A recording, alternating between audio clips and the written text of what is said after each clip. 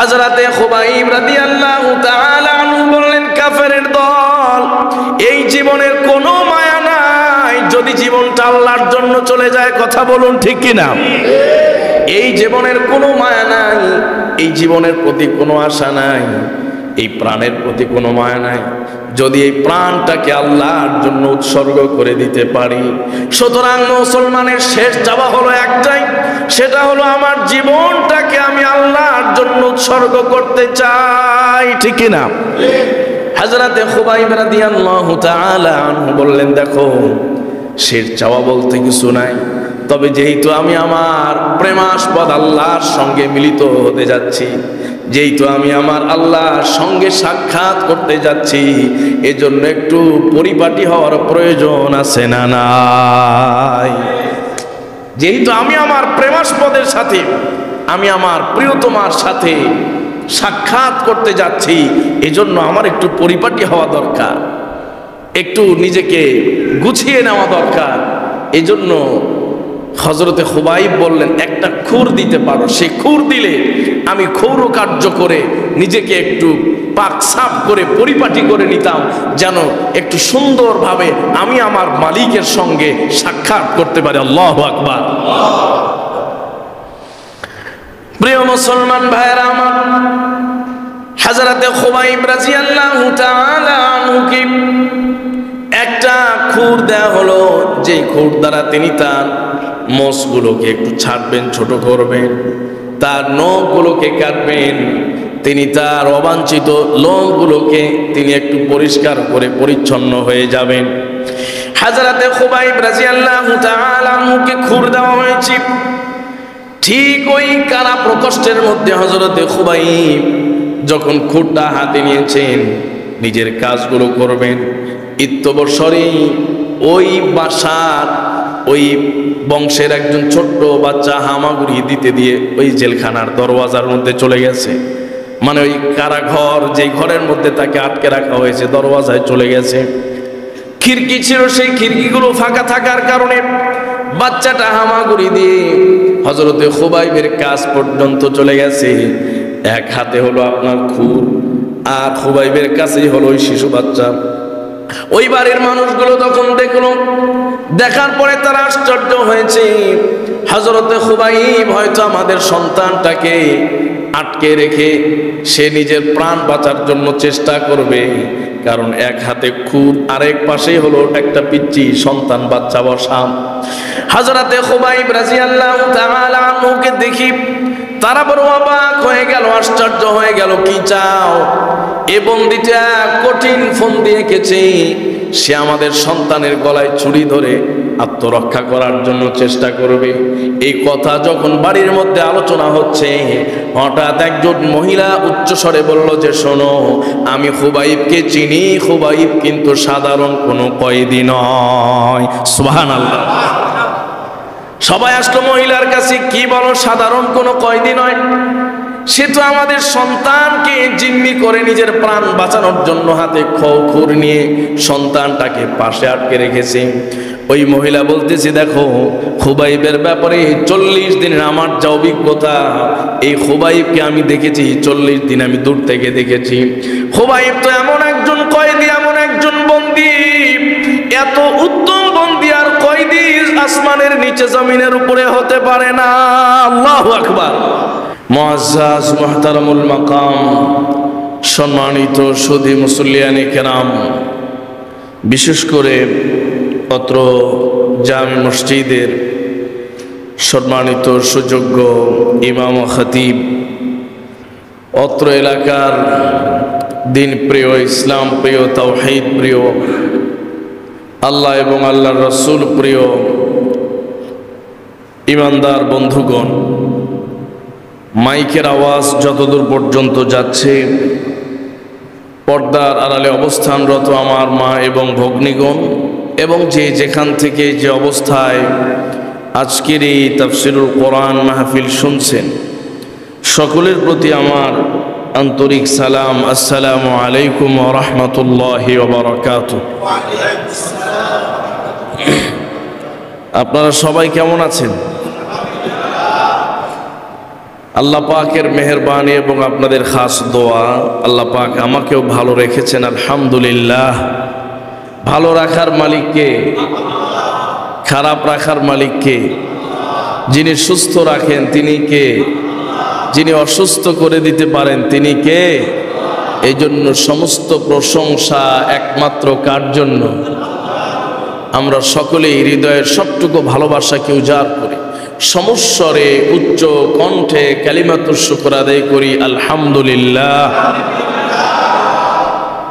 সম্মানিত সুদী মুসল্লিয়ানে কেরাম, যেহেতু মসজিদ ভিত্তিক অত্যন্ত দামি গুরুত্বপূর্ণ একটি প্রোগ্রাম, এজন্য গতানুগতিক যে আলোচনা মাঠে ময়দানে হয় সেগুলো থেকে বাইরে গিয়ে, যেহেতু আল্লাহ পাকের প্রিয় ঘর মসজিদ, মসজিদ ভিত্তিক একটি ইসলাহি প্রোগ্রাম, এমন প্রোগ্রাম যেই প্রোগ্রাম থেকে, যেই মজলিস থেকে যেন মানুষ নিজের আত্মার খোরাক সংগ্রহ করতে পারে, নিজের আত্মার পরিশুদ্ধিতা অর্জন করতে পারে, হাসিল করতে পারে, এই উদ্দেশ্যেই আপনাদের এই প্রয়াস। কথা বলুন ঠিক কিনা?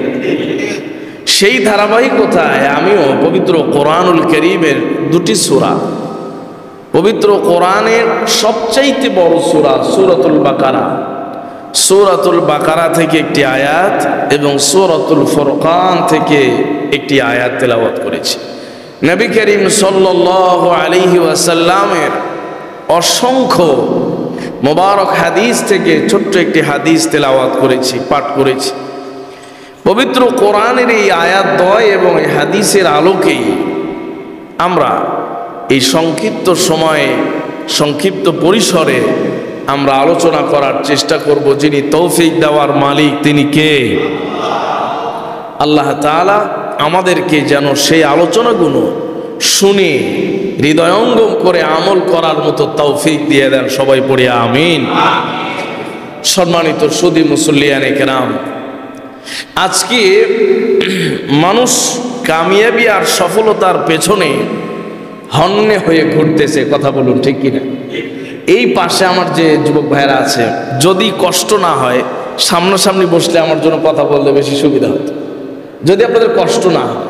কারণ হলো আমার চোখ দুটো থাকতেছে সামনের দিকে, তো সামনে যখন আমি বেশি মানুষ দেখব তখন আমার কথা বলার গতিটা আরো ভালো হবে, আরো সুন্দর হবে। এই জন্য মেহেরবানি করে আমরা সামনে বসি।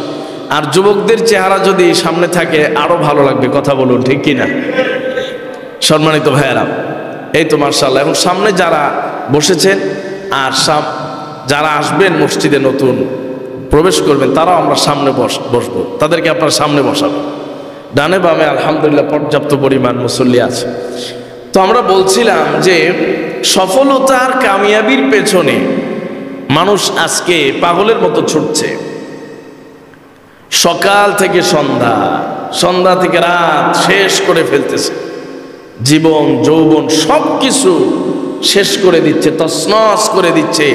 একটি মাত্রই চাওয়া, সেই চাওয়াটা হলো মানুষ কিভাবে কামিয়াবি অর্জন করতে পারে, সফলতা অর্জন করতে পারে। কথা বলুন ঠিক কিনা? সফলতা, কারণ ব্যর্থতার গ্লানি মানুষ সহ্য করতে পারে না। ব্যর্থতার যে কষ্ট, এটা মানুষ নিতে পারে না, বহন করতে পারে না। ব্যর্থতার যে অপমান, যে শোক, যে ব্যথা, এটা মানুষ সহ্য করতে চায় না, বরদাস্ত করতে চায় না। এই জন্য ছোট বড় সমাজের সর্বস্তরের মানুষগুলোই আজকে কেবলমাত্র সফলতা, সফলতা, কামিয়াবির পেছনেই ছুটে চলছে। কোন পথে, কিভাবে আমি সফলতা অর্জন করতে পারব। সম্মানিত ভাইয়েরা, সেই কামিয়াবি অর্জন করার পেছনে আজকে আমরা সকল শ্রেণী পেশার মানুষ, সমাজে যত শ্রেণী পেশার মানুষ আছে, সব মানুষগুলোর একটাই টার্গেট, যে যা করছে সেখানেই তাকে সাকসেস হতে হবে। কথা বলুন ঠিক কিনা? যে ছাত্র লেখাপড়া করে তারও টার্গেট হলো তাকে ছাত্র হিসাবে সফল হতে হবে। দেখবেন এসএসসি পরীক্ষায় রেজাল্ট হলে দেশে অনেক অঘটন ঘটে, ছেলেমেয়েরা আত্মহত্যা করে মারা যায়, কথা বলে ঠিক কিনা? আত্মহত্যা করে, সুসাইড করে। কেন? সে কামিয়াব হতে পারে নাই, সফল হতে পারে নাই। তাহলে যারা ছাত্র তাদেরও একই টার্গেট, সফলতা চাই। যারা কর্মজীবী, বিভিন্ন পেশায় মানুষ আজকে নিয়োজিত, বিভিন্ন পেশায় মানুষ আজকে নিয়োজিত, চাকুরি, ব্যবসা, প্রবাস, যত ধরনের শ্রেণী পেশার মানুষ আছে সবার একই টার্গেট, সেটা হলো আমাকে আমার জায়গায় সাকসেস হতে হবে, সফলতা অর্জন করতে হবে। এই সফলতা অর্জন করতে গিয়ে আমরা সমাজের এমন এক দুর্দশা, এমন এক অবস্থায় আমরা উপনীত হয়েছি যে হালাল হারাম, বৈধ অবৈধ, জায়েজ নাজায়েজ, সঠিক বেঠিক সব কিছু ভুলে একটাই চাওয়া, একটাই টার্গেট, আমাকে সফলতা অর্জন করতে হবে, ঠিক কিনা?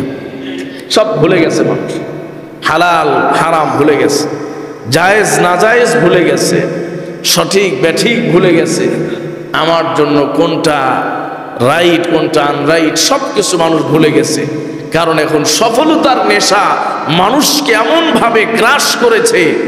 আপনারা দেখেছেন কয়েকদিন আগে সোশ্যাল মিডিয়ার কল্যাণে যে এক ভাই আরেক ভাইয়ের চোখ উপড়ে ফেলেছে, আছে না নাই? সম্মানিত ভাইয়ারা, কেন? এই যে আমি আমার জায়গায় 100 চাই, 1 পয়েন্ট পর্যন্ত ছাড় দেব না, কারণ আমি 100তে 100 মার্ক পেয়ে আমি আমার জায়গায় সফলতা অর্জন করতে চাই। প্রিয় মুসলমান ভাইয়েরা আমার, আল্লাহ পাক রব্বুল আলামিন পবিত্র কোরআনুল কারীমে যেই সফলতার ঘোষণা দিয়েছেন, যেই কামিয়াবির ঘোষণা দিয়েছেন, আজকে মানুষেরা, পৃথিবীর মানুষগুলো যেই সফলতার কামিয়াবির পেছনে ছুটছে, যেই সফলতা অর্জন করার জন্য এক ভাই আরেক ভাইয়ের চক্ষু উপড়ে ফেলতেছে, এক ভাই আরেক ভাইয়ের রক্তপাত করতেছে, এক ভাই আরেক ভাইয়ের প্রাণ হরণ করতেছে, একজন আরেকজনের মাল আত্মসাৎ করতেছে, একজন আরেকজনের ইজ্জত নষ্ট করতেছে, আব্রু নষ্ট করতেছে। এই যে সফলতার পেছনে মানুষ ঘুরে ঘুরে যে সফলতা অর্জন করার জন্য মানুষ দুনিয়াতে এই সব ধরনের অন্যায় অবিচার করে চলছে। আল্লাহ পাক রব্বুল আলামিন বলেন, গোলাম, এই যে যেই সফলতার পেছনে তোমরা তোমাদের জীবনটাকে, তোমাদের যৌবনটাকে ব্যয় করছো, তোমাদের সুন্দর জীবনটাকে তোমরা নষ্ট করছো, সময়গুলোকে তোমরা নষ্ট করছো, এগুলো প্রকৃত সফলতা নয়। প্রকৃত সফলতা যদি তোমরা অর্জন করতে চাও, কোরআনের পাতায় পাতায় চোখ বুলাও, কোরআন পড়ো, কোরআন বোঝো, কোরআন থেকে সবক নাও, তাহলে তোমরা প্রকৃত সফলতার পথ পেয়ে যাবে। কোরআন পড়ো, কোরআন থেকে সবক গ্রহণ করো, কোরআন থেকে পাঠ নাও। কোরআনের যে পাঠ আছে, কোরআনের যে সবক আছে, ওইখানে তুমি তোমার প্রকৃত সফলতার যে পাঠ, যে সবক, সেটি তুমি সেখানে খুঁজে পাবে। কথা বলুন, ঠিক কিনা? সম্মানিত ভাইয়েরা, আসলে যে সফলতার পেছনে আমরা ঘুরছি, জীবন যৌবন সব কিছুকে বিলীন করে দিচ্ছি, সেটি আমাদের প্রকৃত সফলতা নয়। প্রকৃত সফলতা যদি পেতে চাও, তাহলে কোথায় যেতে হবে? কোরআনের কাছে যেতে হবে। কোরআনের কাছে গেলে কোরআন আমাকে সাজেস্ট করবে, কোরআন আমাকে পথ প্রদর্শন করবে, গোলাম এই পথে গেলেই তুমি সফলতা অর্জন করতে পারবে। কথা বলুন, ঠিক কিনা? যে কোরআনে আল্লাহ পাক রব্বুল আলামিন সফলতার যে পথ, যে রাস্তা বাতলে দিয়েছেন, সেই পথে, সেই রাস্তায় যদি আমি আর আপনি চলি, তাহলেই কেবলমাত্র আমরা সফলতা অর্জন করতে পারবো। অন্যথায় আমরা সফলতার কামিয়াবি অর্জন করতে পারবো না। কোন এক কবি বলেছিলেন, এই আরবি কেরাহ কে তুমি রবি বা তুর্কিস্তান আস্ত। কোন এক কবি বলেছিলেন, পারসিক কবি, ফার্সিতে বলেছেন যে তুমি যে রাস্তায় চলছো এটা আরবের রাস্তা নয়, এই রাস্তায় চললে তুমি মক্কায় যেতে পারবে না, এটা তুর্কিস্তানের রাস্তা। কথা বলুন, ঠিক কিনা? তা আমরা যে সফলতার পেছনে ছুটছি এটা আসলে আমাদের গন্তব্যের রাস্তা নয়। আমাদের গন্তব্যের রাস্তা কোথায়? আমরা যদি আমাদের মূল গন্তব্যের দিকে যেতে চাই তাহলে সবার আগে আমাদেরকে কোরআনের কাছে যেতে হবে।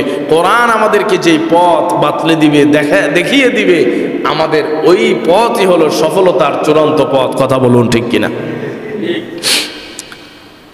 প্রিয় মুসলমান ভাইয়েরা আমার, আল্লাহ পাক রব্বুল আলামিন বলেন, ওয়া ইবাদুর রাহমানিল্লাযীনা ইয়ামশুনা আলাল আরদি হাওনান ওয়া ইযা খাতাবাহুমুল জাহিলুনা ক্বালু সালামা ওয়াল্লাযীনা ইয়াবিতুনা লিরাব্বিহিম সুজ্জাদান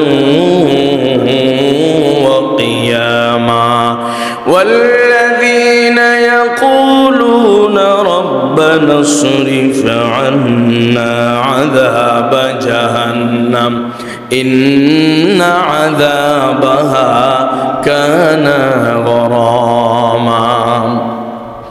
পবিত্র কোরআনুল কারীম সূরাতুল ফুরকান এই আয়াত থেকে লম্বা কয়েকটি আয়াত পর্যন্ত আল্লাহ পাক রব্বুল আলামিন তার যারা খাস বান্দা হবে, তার যারা প্রিয় বান্দা হয়ে যাবে, তার যারা মহব্বতের বান্দা হবে, প্রিয় বান্দা হবে, তাদের কিছু বৈশিষ্ট্যের কথা আলোচনা করেছেন। পবিত্র কোরআনুল কারীমে আল্লাহ পাক রব্বুল আলামিন 12টি এমন বৈশিষ্ট্যের কথা আলোচনা করেছেন, এমন সিফাতের কথা আলোচনা করেছেন, যেই সিফাত, যেই বৈশিষ্ট্যগুলো যদি বান্দা ধারণ করতে পারে আল্লাহ পাক রব্বুল আলামিন তাদেরকে ইবাদুর রহমান, আল্লাহ পাকের খাস বান্দা হিসাবে আহ্বান করেছে। সুবহানাল্লাহ। মুসলমান ভাইয়েরা আমার, কামিয়াবি অর্জন করতে চাইলে আল্লাহর খাস বান্দা হওয়া ছাড়া কোনো উপায় নাই। এজন্যই বলছিলাম, যদি কামিয়াবি অর্জন করতে চাও, যদি সফলতা অর্জন করতে চাও, তাহলে আল্লাহর খাস বান্দা হতে হবে, আল্লাহর প্রিয় বান্দা হতে হবে।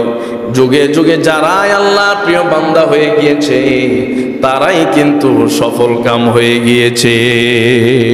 ঠিক কিনা?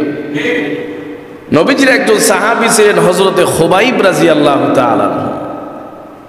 হযরত খুবাইব রাদিয়াল্লাহু তাআলা আনহু বদরের যুদ্ধে এক কাফের লিডারকে হত্যা করেছিলেন। তার আত্মীয় স্বজনরা খুঁজতেছিল হযরতে খুবাইবকে প্রতিশোধ নেওয়ার জন্য। হযরতে খুবাইব রাদিয়াল্লাহু তাআলা আনহুকে তারা পেয়ে গেল। কোন এক অভিযানে হযরতে খুবাইব রাদিয়াল্লাহু তাআলা আনহুকে তারা অ্যারেস্ট করলো, গ্রেফতার করলো। হযরতে খুবাইব রাদিয়াল্লাহু তাআলা আনহুকে গ্রেফতার করার পরে হযরতে খুবাইবকে বাজারে বিক্রি করে দেওয়া হলো। লম্বা সময় পর্যন্ত সেই কাফের আত্মীয় স্বজনগুলো হযরতে খুবাইবকে খুঁজতেছিল। খুবাইবকে যেখানেই পাওয়া যাবে আমরা চাই, আমরা আমাদের বাবার হত্যা প্রতিশোধ হযরতে খুবাইবের দ্বারা নিতে চাই। আল্লাহু তাআলা আনহুকে বাজারে উঠানো হয়েছে, বিক্রি করা হবে। হযরতে খুবাইবকে যখন তারা দেখেছে, হযরতে খুবাইবকে তারা লুফে নিয়েছে প্রতিশোধ নেওয়ার জন্য। হযরতে খুবাইবকে নিয়ে গিয়ে বন্দিশালার মধ্যে আটক করে রাখা হলো।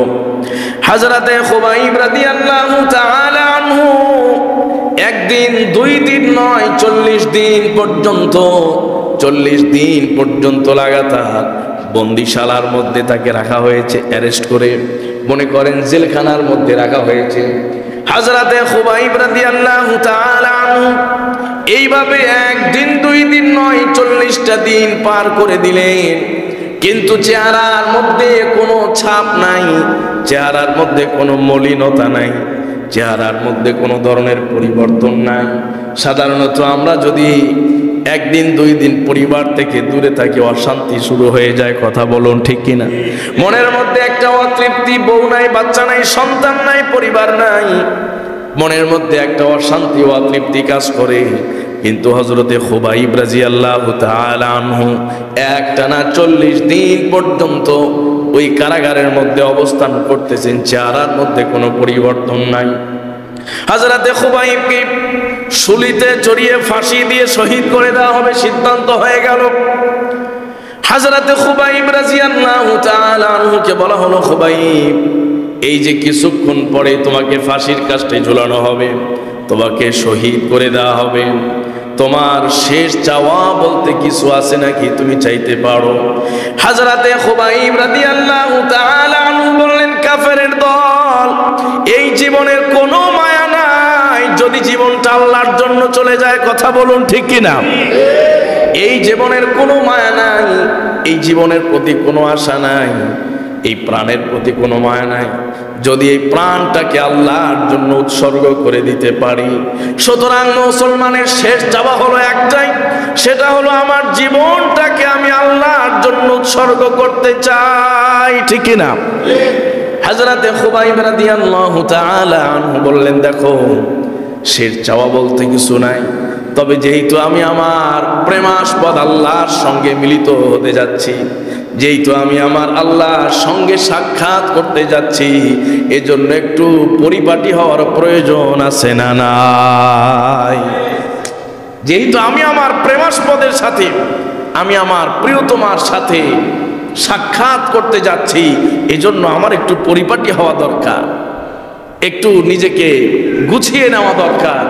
এজন্য হযরতে খুবাইব বললেন, একটা খুর দিতে পারো? সে খুর দিলে আমি ক্ষৌর কার্য করে নিজেকে একটু পাক সাফ করে পরিপাটি করে নিতাম, যেন একটু সুন্দরভাবে আমি আমার মালিকের সঙ্গে সাক্ষাৎ করতে পারি। আল্লাহু আকবার। প্রিয় মুসলমান ভাইরা আমার, হযরতে খুবাইব রাদিয়াল্লাহু তাআলা আনহুকে একটা খুর দেয়া হলো, যে খুর দ্বারা তিনি তার মোষগুলোকে একটু ছাড়বেন, ছোট করবেন, তার নখগুলোকে কাটবেন, তিনি তার অবাঞ্ছিত লোমগুলোকে তিনি একটু পরিষ্কার করে পরিচ্ছন্ন হয়ে যাবেন। হযরতে খুবাইব রাদিয়াল্লাহু তাআলা আনহুকে খুর দেওয়া হয়েছে। ঠিক ওই কারা প্রকোষ্ঠের মধ্যে হযরতে খুবাইব যখন খুরটা হাতে নিয়েছেন, নিজের কাজগুলো করবেন, ইত্যবসরে ওই বাসার ওই বংশের একজন ছোট্ট বাচ্চা হামাগুড়ি দিতে দিয়ে ওই জেলখানার দরওয়াজার মধ্যে চলে গেছে, মানে ওই কারাঘর যে ঘরের মধ্যে তাকে আটকে রাখা হয়েছে, দরওয়াজায় চলে গেছে। খিড়কি ছিল, সেই খিড়কিগুলো ফাঁকা থাকার কারণে বাচ্চাটা হামাগুড়ি দিয়ে হযরতে খুবাইবের কাছ পর্যন্ত চলে গেছে। এক হাতে হলো আপনার খুর, আর খুবাইবের কাছেই হলো ওই শিশু বাচ্চা। ওই বাড়ির মানুষগুলো তখন দেখলো, দেখার পরে তারা আশ্চর্য হয়েছে, হযরতে খুবাইব হয়তো আমাদের সন্তানটাকে আটকে রেখে সে নিজের প্রাণ বাঁচার জন্য চেষ্টা করবে, কারণ এক হাতে খুর, আরেক পাশেই হলো একটা পিচ্চি সন্তান বাচ্চা বসা। হযরতে খুবাইব রাদিয়াল্লাহু তাআলা আনহুকে দেখি তারা বড় অবাক হয়ে গেল, আশ্চর্য হয়ে গেল, কি চাও? এ বন্দিটা কঠিন ফন্দি এঁকেছে, সে আমাদের সন্তানের গলায় ছুরি ধরে আত্মরক্ষা করার জন্য চেষ্টা করবে। এই কথা যখন বাড়ির মধ্যে আলোচনা হচ্ছে, হঠাৎ একজন মহিলা উচ্চস্বরে বলল যে, শোনো, আমি খুবাইবকে চিনি, খুবাইব কিন্তু সাধারণ কোনো কয়েদি নয়। সুবহানাল্লাহ। সবাই আসলো মহিলার কাছে, কি বলো, সাধারণ কোনো কয়েদি নয়? সে তো আমাদের সন্তানকে জিম্মি করে নিজের প্রাণ বাঁচানোর জন্য হাতে খুর নিয়ে সন্তানটাকে পাশে আটকে রেখেছে। ওই মহিলা বলতেছে, দেখো, খুবাইবের ব্যাপারে 40 দিনের আমার যা অভিজ্ঞতা, এই খুবাইবকে আমি দেখেছি 40 দিন আমি দূর থেকে দেখেছি। খুবাইব তো এমন একজন কয়েদি, এমন একজন বন্দী, এত উত্তম বন্দী আর কয়েদি আসমানের নিচে জমিনের উপরে হতে পারে না। আল্লাহু আকবার। মহিলাকে জিজ্ঞেস করা হলো, খুবাইব সম্পর্কে তুমি কি জানলা?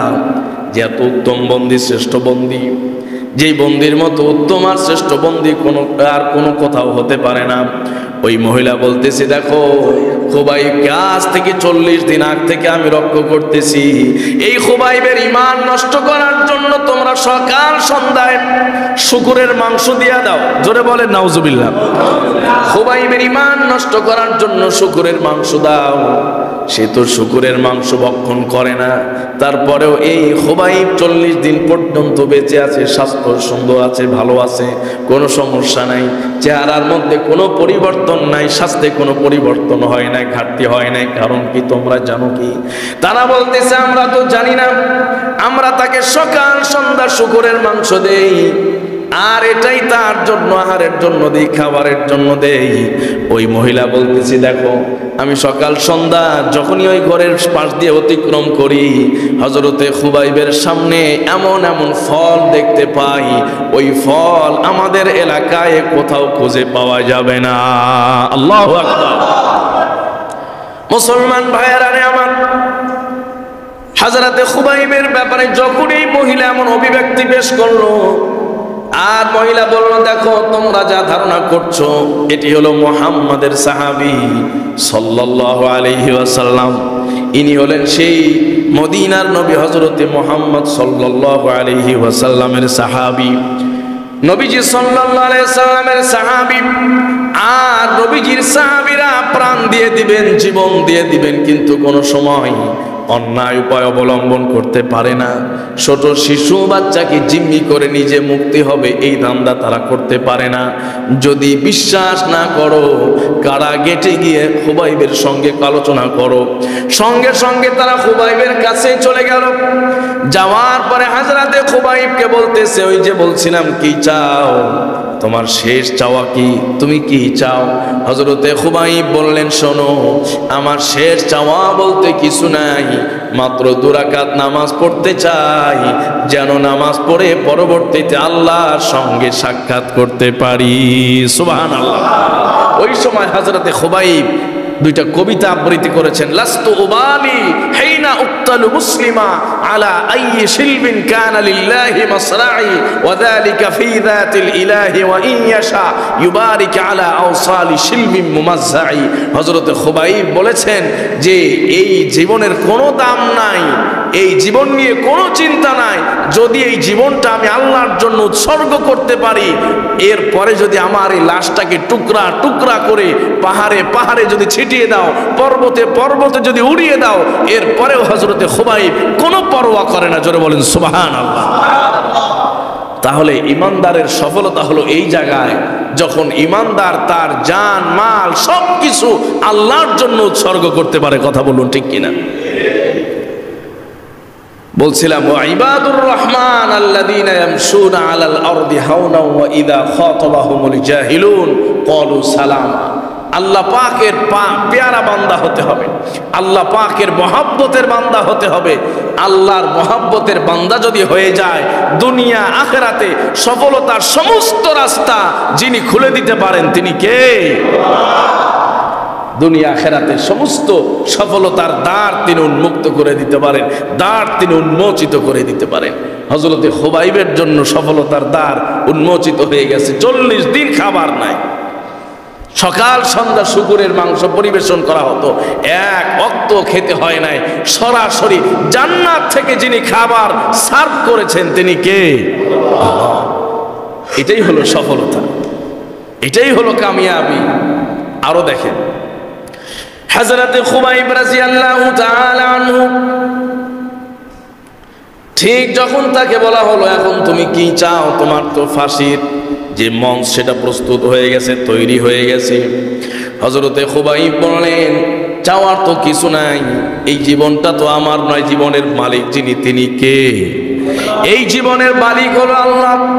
আল্লাহর জন্য জীবন বিসর্জন দেব, জীবনটাকে বিলীন করে দিব, এর চেয়ে সৌভাগ্যের আর কি হতে পারে? সুতরাং আমার চাওয়া বলতে কিছু নাই, আমার চাওয়ার বলতে কিছু নাই, চাওয়ার কোনো জিনিস নাই, শুধুমাত্র একটাই চাওয়া, 2 রাকাত নামাজ আদায় করতে চাই। হযরতে খুবাইব রাদিয়াল্লাহু তাআলা আনহু 2 রাকাত নামাজের জন্য দাঁড়িয়ে গেলেন। 2 রাকাত নামাজে দাঁড়িয়ে নামাজ আদায় করছিলেন, নামাজ আদায় করতেছিলেন। নামাজ শেষ করলেন, কাফেররা অপেক্ষা করতেছি। নামাজ শেষ করলেন, কাফের কাফেররা অপেক্ষা করতেছে, ফাঁসির কাস্টে ঝুলাবে, শুলিতে চড়াবে। হযরতে খুবাইব বললেন, দেখো নামাজে এত মজা লাগতেছিল, এত ভালো লাগতেছিল, যদি তোমরা মনে করতে পারো, হয়তো তোমরা মনে করতে পারো মৃত্যুর ভয়ে খুবাইব হয়তো নামাজটাকে বিলম্ব করতেছে, এই জন্য আমি বিলম্ব করলাম না। কিন্তু জীবনে কোনো নামাজে এত মজা পাই নাই, আজকের এই 2 রাকাত নামাজে আমি যত মজা পেয়েছিলাম। আল্লাহু আকবার। হযরতে খুবাইব বললেন, জীবনে যত নামাজ পড়েছি এত মজা পাই নাই, এই 2 রাকাত নামাজে এত মজা পাচ্ছিলাম, মনে হচ্ছিল আরো কিছুক্ষণ পর্যন্ত কোরআন তেলাওয়াত করি, নামাজ আদায় করি, আরো কয়েক রাকাত পর্যন্ত নামাজ আদায় করি। কিন্তু হয়তো তোমরা ধারণা করতে পারো মৃত্যুর প্রতি মনে হয় আমার ভয় আছে, এই জন্য মনে হয় আমি নামাজকে দীর্ঘায়িত করছি, কিন্তু তা নয়। শুনে রাখো, মুহাম্মদের সাহাবীরা মৃত্যুকে কোনো সময় পরোয়া করে না। সুবহানাল্লাহ। তাহলে দুনিয়ার যে মৌলিক সফলতা যদি আল্লাহর প্রিয় বান্দা হয়ে যায়, দুনিয়াতেই আল্লাহ তাআলা এক ব্যতিক্রমী সফলতা দান করতে পারেন। কথা বলুন ঠিক কি না? 40 দিন জান্নাতি খাবার পরিবেশন করেছেন। আরো মজার ব্যাপার আছে সামনে। হযরতে খুবাইব রাদিয়াল্লাহু তাআলা আনহুকে শুলিতে চড়ানো হবে। হযরত খুবাইব রাদিয়াল্লাহু তাআলা আনহু নবীজির কাছে একটু সালাম প্রেরণ করলেন। সুবহানাল্লাহ পড়েন। সেই দূর থেকে সালাম প্রেরণ করলেন, আসসালামু আলাইকা ইয়া রাসূলুল্লাহ। যখনই এই কথা জবান থেকে উচ্চারণ করেছেন, আল্লাহ পাক রব্বুল আলামিন তার নিজ কুদরতে হযরতে খুবাইবের এই আওয়াজকে নবীজির কানে পৌঁছে দিয়েছেন। জোরে বলুন আল্লাহু আকবার। নবীজি এইভাবে মজমায় বসা ছিল সাহাবায়ে কেরামকে নিয়ে। নবীজি বললেন, তোমরা কি জানো এই মুহূর্তে খুবাইবকে শুলিতে চড়ানো হবে, সে আমার উপরে দরুদ ও সালাম পাঠ করেছে। জোরে বলুন সুবহানাল্লাহ। এর যে সফলতা আর কি হতে পারে যে আল্লাহ পাক রব্বুল আলামিন যখন কোনো বান্দা তার প্রিয় বান্দা হয়ে যায়, খাস বান্দা হয়ে যায়, বিশেষ বান্দা হয়ে যায়, তখন বিশেষ সার্ভিস এই দুনিয়াতেই সে হাসিল করতে পারে, বিশেষ সার্ভিস সে এই দুনিয়াতে প্রাপ্ত হয়ে যায়। কথা বলুন ঠিক কিনা? আমি আর আপনি যদি প্রধানমন্ত্রীর মনে করেন বর্তমান গভর্নমেন্টের যিনি আছে প্রধান, তার যদি খুব ক্লোজ বন্ধু হয়ে যায়, রাস্তাঘাটে গাড়ি আটকাইলে যদি বলি যে আমি অমুকের বন্ধু মানুষ, গাড়ি ছাড়বে তো ছাড়বেই, আরো একসাথে কয়েকবার স্যার স্যার বলবে। কথা বলুন ঠিক কিনা? দুনিয়াতেই যদি ভিআইপি সিআইপির এই মর্যাদা হয়, তাহলে আখিরাতে যারা ইবাদুর রহমান হবে, যারা আল্লাহর প্রিয় গোলাম হবে, তাদের মর্যাদা এর চাইতে কম না বেশি? এর চাইতে হাজার হাজার গুণ বেশি। এই জন্য বলি গোলাম, এই যে দুনিয়ার সফলতার পেছনে না ঘুরে কিভাবে আল্লাহর গোলাম হওয়া যায়, কিভাবে আল্লাহর বান্দা হওয়া যায়, ওই রাস্তায় আমাদের চলা উচিত। কথা বলুন ঠিক কিনা?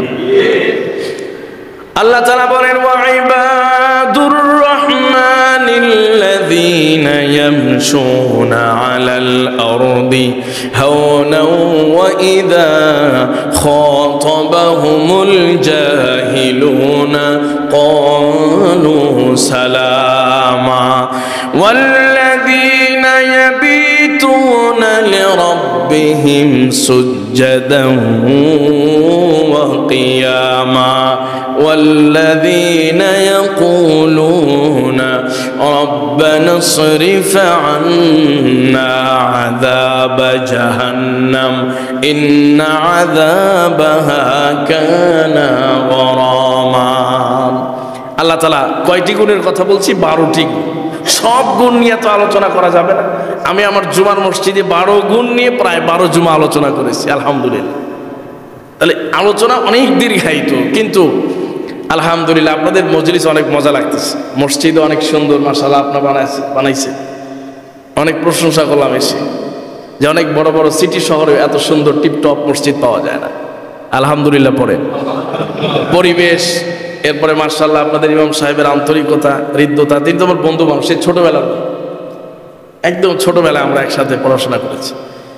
দীর্ঘদিন কর্মজীবন এদিক সেদিক, হঠাৎ একদিন ফোন করলেন যে এখন তো মাঝে আপনি ওয়াজ টস করে এখানে চলে আসলে। আমি তো মুন্সিগঞ্জেই ছিলাম অনেকদিন, আপনাদের মুন্সিগঞ্জে 5-7 বছর আমার কর্মজীবন ছিল। তো মুন্সিগঞ্জে আলহামদুলিল্লাহ সব জায়গায় আমার আসা যাওয়া আছে, এই আপনাদের বালিগাঁও, আরও আশপাশে অনেক জায়গায়। তো আলহামদুলিল্লাহ, তো এই জন্য আসা, এই ধারাবাহিকতায় মাশাআল্লাহ। তো এই যে পরিবেশ যদি ভালো হয়, আলোচনা আরো দীর্ঘায়িত হয়। 12টি বিষয় নিয়ে আমাদের আলোচনা করা মোটেও সম্ভব না, তবে স্পেসিফিক নির্দিষ্ট কয়েকটি বিষয় নিয়ে আমরা আলোচনা করতে চাই, যেন আজকের এই বিষয়টি আমাদের এই মজলিস, আমাদের আশা বসাটা যেন সার্থক হয়। কথা বলুন ঠিক কিনা? আল্লাহ তাআলা কি বললেন? ওয়াইবাদুর রহমান, আল্লাহর খাস বান্দা কারা? 1 নম্বর বৈশিষ্ট্য, আল্লাযীনা ইয়ামশুনা আলাল আরদি হাওনা, যারা জমিনে চলে বিনয়ের সাথে, নম্রভাবে। জোরে বলেন সুবহানাল্লাহ। যাদের ডিকশনারিতে কি আছে? নম্রতা আছে, ভদ্রতা আছে। যাদের ডিকশনারিতে, যাদের ফিতরাতে, স্বভাবের মধ্যে নম্রতা আছে, ভদ্রতা আছে, শালীনতা আছে, অহংকার যারা করে না, এরাই হলো আল্লাহর খাস বান্দা। কথা বলুন ঠিক কিনা? কারণ অহংকারী বান্দাকে আল্লাহ তাআলা পছন্দ করে। আল্লাহ পাক রব্বুল আলামিন পবিত্র কোরআনুল কারীমে বলেন, ওয়ালা তামশি ফিল আরদি মারহা ইন্নাকা লান তাখরিকাল আরদা ওয়া লান তাবলুগাল জিবালা তুলা।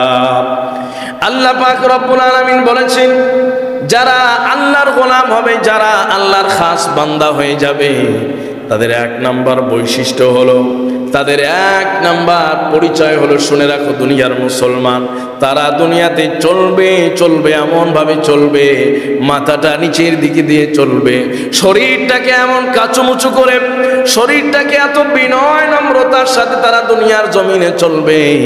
অনেক টাকা পয়সার মালিক, কিন্তু দেখলে তারপরেও মনে হবে না জানি মানুষটা কত অসহায়। অনেক বড় ব্যবসায়ী, অনেক বড় রাজনীতিবিদ, অনেক বড় প্রভাবশালী মানুষ, দুনিয়ার দিক দিয়ে আল্লাহ পাক তাকে অনেক কিছু দিয়েছে। এরপরেও যখন সে দুনিয়াতে চলবে, সমাজে চলবে, বাজারে চলবে, তার কথা, তার বার্তা, তার চলা বলা সব কিছুতে বিনয় পরিলক্ষিত হবে। আল্লাহ পাক বলেন, যারা বিনয় অবলম্বন করে তারাই হলো আল্লাহ পাকের বিশেষ বান্দা। ওয়াইবাদুর রহমান আল্লাযীনা ইয়ামশুনা আলাল আরদি হাওনা, যারা বিনয় প্রদর্শন করে তারা কার বান্দা? আল্লাহ পাকের খাস বান্দা, আল্লাহ পাকের বিশেষ বান্দা। আজকাল হয়েছে হলো বিপরীত, কিছু নাই কিন্তু এরপরেও হ্যাডাম আছে না নাই? আরে বাবা এমন গরম, এই গরমে থাকা যায় না, এই গরমে থাকা যায় না, গরমে জমিন পর্যন্ত পুড়ে যাওয়ার উপক্রম হয়ে যায়। কথা বলুন ঠিক কিনা? হাদিস শরীফে এসেছে, অহংকার হলো আল্লাহর চাদর, যেই চাদর নিয়ে টানাটানি করবে সে আপনার পুরে ছারখার হয়ে যাবে। কথা বলুন ঠিক কিনা? এই জন্য সমাজে 1 শ্রেণীর মানুষ আছে, দেখবেন আরে বাবা অহংকার, পা মাটিতে ফেলে না, পা মাটির থেকে কয়েক হাত উপরে, এরপরে সে চলাফেরা করে। সম্মানিত ভাইরা, আল্লাহর যদি কেউ খাস বান্দা হতে চায়, আল্লাহর যদি প্রিয় বান্দা হতে চায়, অন্তর থেকে অহংকার দূর করে ফেলতে হবে। অহংকার হলো সমস্ত ব্যাধির, সমস্ত রোগের মূল রোগ। যেমন ডায়াবেটিস আছে না বর্তমানে, ডায়াবেটিস এমন এক রোগ যে সব রোগের সাথে কানেকশন আছে। কথা বলেন ঠিক কি? সব রোগের সাথে কানেকশন আছে ডায়াবেটিসের, এমন এক মারাত্মক খারাপ। ঠিক অন্তরেরও কিছু রোগ আছে, অন্তরেরও রোগ আছে। সেই অন্তরের রোগ সমূহের মধ্যে কিবির, অহংকার হলো এই ডায়াবেটিসের মতো একটা খারাপ রোগ। আর বাকি যত রোগ আছে সব রোগের সাথে তার সম্পর্ক আছে। অহংকারের কারণেই জুলুম প্রদর্শিত হয়। মনের মধ্যে যখন অহংকার থাকে, অন্তরের মধ্যে যখন অহংকার থাকে, ওই সময় ওই ব্যক্তির হাত দ্বারা জুলুম হতে পারে, ওই ব্যক্তির জবান দ্বারা জুলুম হতে পারে, ওই ব্যক্তির আচরণ দ্বারা জুলুম হতে পারে, ওই ব্যক্তির কলমের খোঁচা দ্বারা জুলুম হতে পারে। অহংকার যখন মানুষের অন্তরের মধ্যে গেঁথে যায়, অহংকার যখন মানুষের শিরায় উপশিরায় পৌঁছে যায়, ওই মানুষটার দ্বারা সমাজের মধ্যে বিভিন্ন ধরনের অপরাধ সংঘটিত হতে পারে। এজন্য আল্লাহ পাক রব্বুল আলামিন বলেন, ওয়া ইবাদুর রহমানিল্লাযী الذين يمشون على الأرض هونا وإذا خاطبهم الجاهلون قالوا سلاما যারা আল্লাহর খাস বান্দা হবে দুনিয়াতে যখন তারা চলবে বাজারে বলেন সমাজে বলেন সর্বত্রই যখন তারা হাঁটবে চলাফেরা করবে কথার মধ্যে চলার মধ্যে বলার মধ্যে এমন একটা ভাব থাকবে তাকে দেখলেই যেন বোঝা যায় সবচাইতে শালীন ভদ্র সভ্য নম্র মানুষটা হেঁটে যায় ঠিক কিনা তাহলে হলো ওই বান্দাটা হলো আল্লাহর খাস বান্দা যার অন্তরের মধ্যে অহংকার নেই অহংকার মুক্ত কিবির মুক্ত তাকাব্বুর মুক্ত যেই অন্তর কেউ যদি তৈরি করতে পারে অন্তরটাকে যদি সে পরিশুদ্ধ করতে পারে অহংকার মুক্ত তাহলেই আল্লাহ পাকের ঘোষণা অনুযায়ী 1 নম্বর গুণ যদি অর্জন করতে পারে সে আল্লাহর খাস বান্দা হয়ে যায় সম্মানিত ভাইয়েরা আর এই অহংকার 12টি গুণের মধ্যে 1 নম্বরে আনছেন অহংকার তাহলে আপনি একটু চিন্তা করেন যে এই অহংকার দূর করা মানে সহজ না কঠিন অনেক কঠিন আজকে সমাজে সর্বস্তরে আলেম একটু ভালো হইলেই অহংকার আছে না নাই কণ্ঠ একটু ভালো হইলেই অহংকার আছে না নাই কথা একটু সুন্দর হইলে অহংকার স্টুডেন্ট রেজাল্ট একটু ভালো হইলে অহংকার ব্যবসা একটু ভালো হইলে ব্যবসায়ের অহংকার রাজনীতি পদ একটু বড় হলেই অহংকার সমাজে মাতবাড়ি একটু পেলেই অহংকার মসজিদ মাদ্রাসা সর্বত্র দ্বীনি বলেন দুনিয়াবি বলেন সমস্ত দায় দায়িত্ব সকল ক্ষেত্রে অহংকারের মহড়া আমাদের সমাজে আছে না নাই হাজি বলেন গাজী বলেন মুসল্লি বলেন আলেম বলেন ইমাম বলেন খতিব বলেন আলোচক বলেন সর্বত্রই অহংকারের এক মহড়া আমাদের সমাজের মধ্যে বিরাজমান সম্মানিত ভাইরা এই জন্য যে যে জায়গায় আছে এজ এ আলেম হিসাবে আমিও যদি অহংকার করি আমাকেও আল্লাহ পাক ছাড় দিবেন না কথা বলুন ঠিক কিনা হাজী সাহেব হিসাবে একজন হাজী সাহেব যদি অহংকার করে আল্লাহ পাক ছাড় দিবেন না সমাজপতি দলপতি যে যে অবস্থানে আছে সর্বত্রই সর্বাবস্থায় থেকে সকল অবস্থায় থেকে যদি সে অহংকার প্রদর্শন করে আল্লাহ পাকের তরফ থেকে দুনিয়াতেও লাঞ্ছনা আখেরাতেও বঞ্চনা আছে না নাই মুসলমান ভাইয়েরা আমার 2 নাম্বার وعباد الرحمن الذين يمشون على الأرض هونا وإذا خاطبهم الجاهلون قالوا سلاما 2 নাম্বার হলো মানুষ যদি আপনাকে কথায় কটাক্ষ করে অনেক সময় কটাক্ষ করে বিরক্ত করতে টিকা টিপ্পনি কাটে তিরস্কার করে আছে না না সমাজের মধ্যে তাহলে আল্লাহ পাক বলেন কলু সালামা সালাম মানে কি শান্তি ভাই আমাকে ডিস্টার্ব করলেও আমি ডিস্টার্ব করতেছি না সালাম সালাম মানে আমি এখান থেকে এড়িয়ে পড়লাম আমি এখান থেকে এড়িয়ে গেলাম আমি সমাজে বিশৃঙ্খলা চাই না জোরে বলুন সুবহানাল্লাহ এই পন্থা যদি অবলম্বন করে তাহলে সমাজে কি গন্ডগোল ফ্যাসাদ লাগবে কথা বলে সমাজে কি গন্ডগোল লাগবে ফিতনা লাগবে আর আমাদের অবস্থা হয় এমন একজন যদি ভলিউম 80 দেয় আরেকজন কথা বলে 100 ভলিউম দিয়ে কথা বলে ঠিক কিনা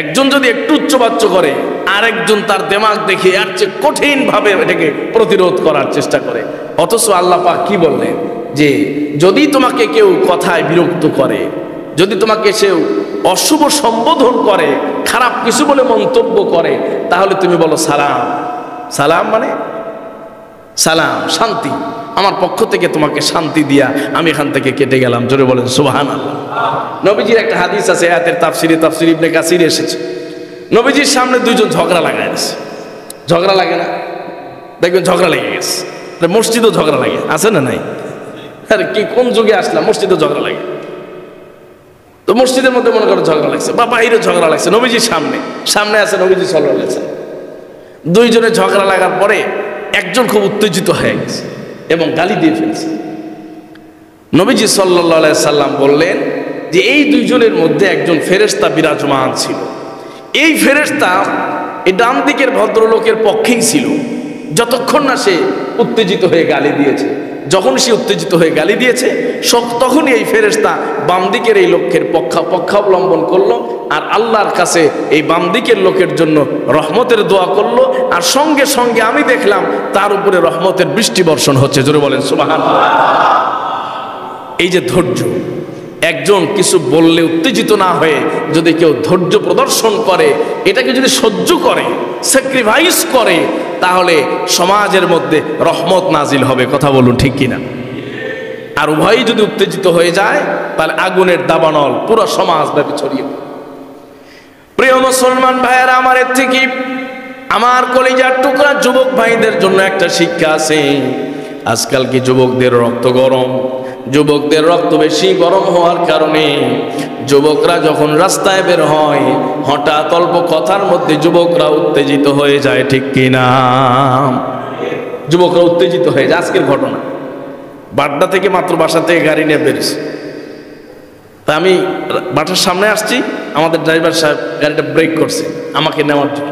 পেছনে এক হোন্ডাওয়ালা ছিল, তো ওনারও ব্রেক করতে হয়েছে। উনি গাড়িটা ঘুরাইয়া গাড়ির সামনে এসে ড্রাইভার সাহেবের সাথে বাস তুল কালাম কাণ্ড।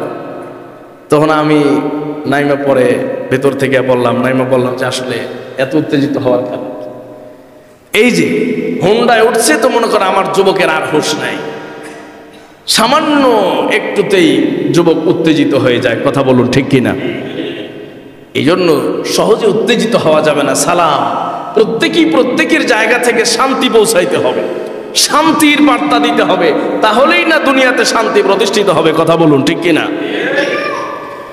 আল্লাহ পাক রব্বুল আলামিন পবিত্র কোরআনুল কারীমে বলেন, ওয়া ইবাদুর রহমানিল্লাযীনা ইয়ামশুনা আলাল আরদি হাওনান ওয়া ইযা খাতাবাহুমুল জাহিলুনা ক্বালু সালামা ওয়াল্লাযীনা ইয়াবিতুনা লিরাব্বিহিম সুজদান ওয়া কিয়ামা। আল্লাহ পাক রব্বুল আলামিন বলেছেন, যখন তোমাকে মানুষ কষ্ট দেয়, কথা বলে যদি কষ্ট দেয়, তাহলে বিরত থাকো, তুমি কষ্ট দিও না। কারণ জবানের কষ্ট কম না বেশি? জবান দ্বারা যদি মানুষকে কষ্ট দেয়, কথায় যদি কষ্ট দেয়, আঘাত দেয়, ছুরির আঘাত, এটার মেডিসিন আছে, কিন্তু জবানের আঘাতের কোনো মেডিসিন নাই। কথা বলুন ঠিক কিনা? ছুরির আঘাত এক সময় সেরে যায়, মানুষ ভুলে যায় কোথায় লাগছে, কিন্তু কথার আঘাত, মানুষটা মরে গেলেও কিন্তু মানুষ অন্তর থেকে ভুলে যায় না। কথা বলুন ঠিক কিনা? এই জন্য মানুষকে কথায় কটাক্ষ করা, কষ্ট দেওয়া, এটা থেকে বিরত থাকতে হবে। 2 নাম্বার বৈশিষ্ট্য। 3 নাম্বার হলো, আল্লাহ পাক রব্বুল আলামিন বলেছেন রাত্রিবেলায় নামাজ পড়তে হবে। জোরে বলেন সুবহানাল্লাহ। তাহাজ্জুদের নামাজ আদায় করতে হবে। কিসের নামাজ? তাহাজ্জুদের নামাজ, কিয়ামুল লাইল আদায় করতে হবে। আল্লাহ পাক রব্বুল আলামিন বলেছেন, যারা এই 2 গুণ অর্জন করার পাশাপাশি যারা কিয়ামুল লাইল, রাত্রিবেলায় যারা দাঁড়িয়ে নামাজ আদায় করে, যেই সময় সবাই ঘুমায়, ওই সময় বান্দারা যখন নামাজ আদায় করে, নবী করিম সাল্লাল্লাহু আলাইহি সাল্লাম বলেছেন, আফসুস সালাম ওয়া আতইমুত তুআম ওয়া সাল্লু বিল লাইলি ওয়ান নাসু নিয়াম। নবীজি সাল্লাল্লাহু আলাইহি সাল্লাম বলেন, তোমরা কয়েকটা কাজ করো, এই কাজগুলো যদি করতে পারো, জান্নাতের যে দরওয়াজা দিয়া তোমরা যাবে, ওই দরওয়াজা দিয়া জান্নাতে প্রবেশ করতে পারবে। নবীজি আমার হিজরত করে যখন মদিনায় গেলেন, মদিনায় যাওয়ার পরে সাহাবায়ে কেরামকে এই হাদিসটা শোনাইলেন। 1 নাম্বার আফসুস সালাম।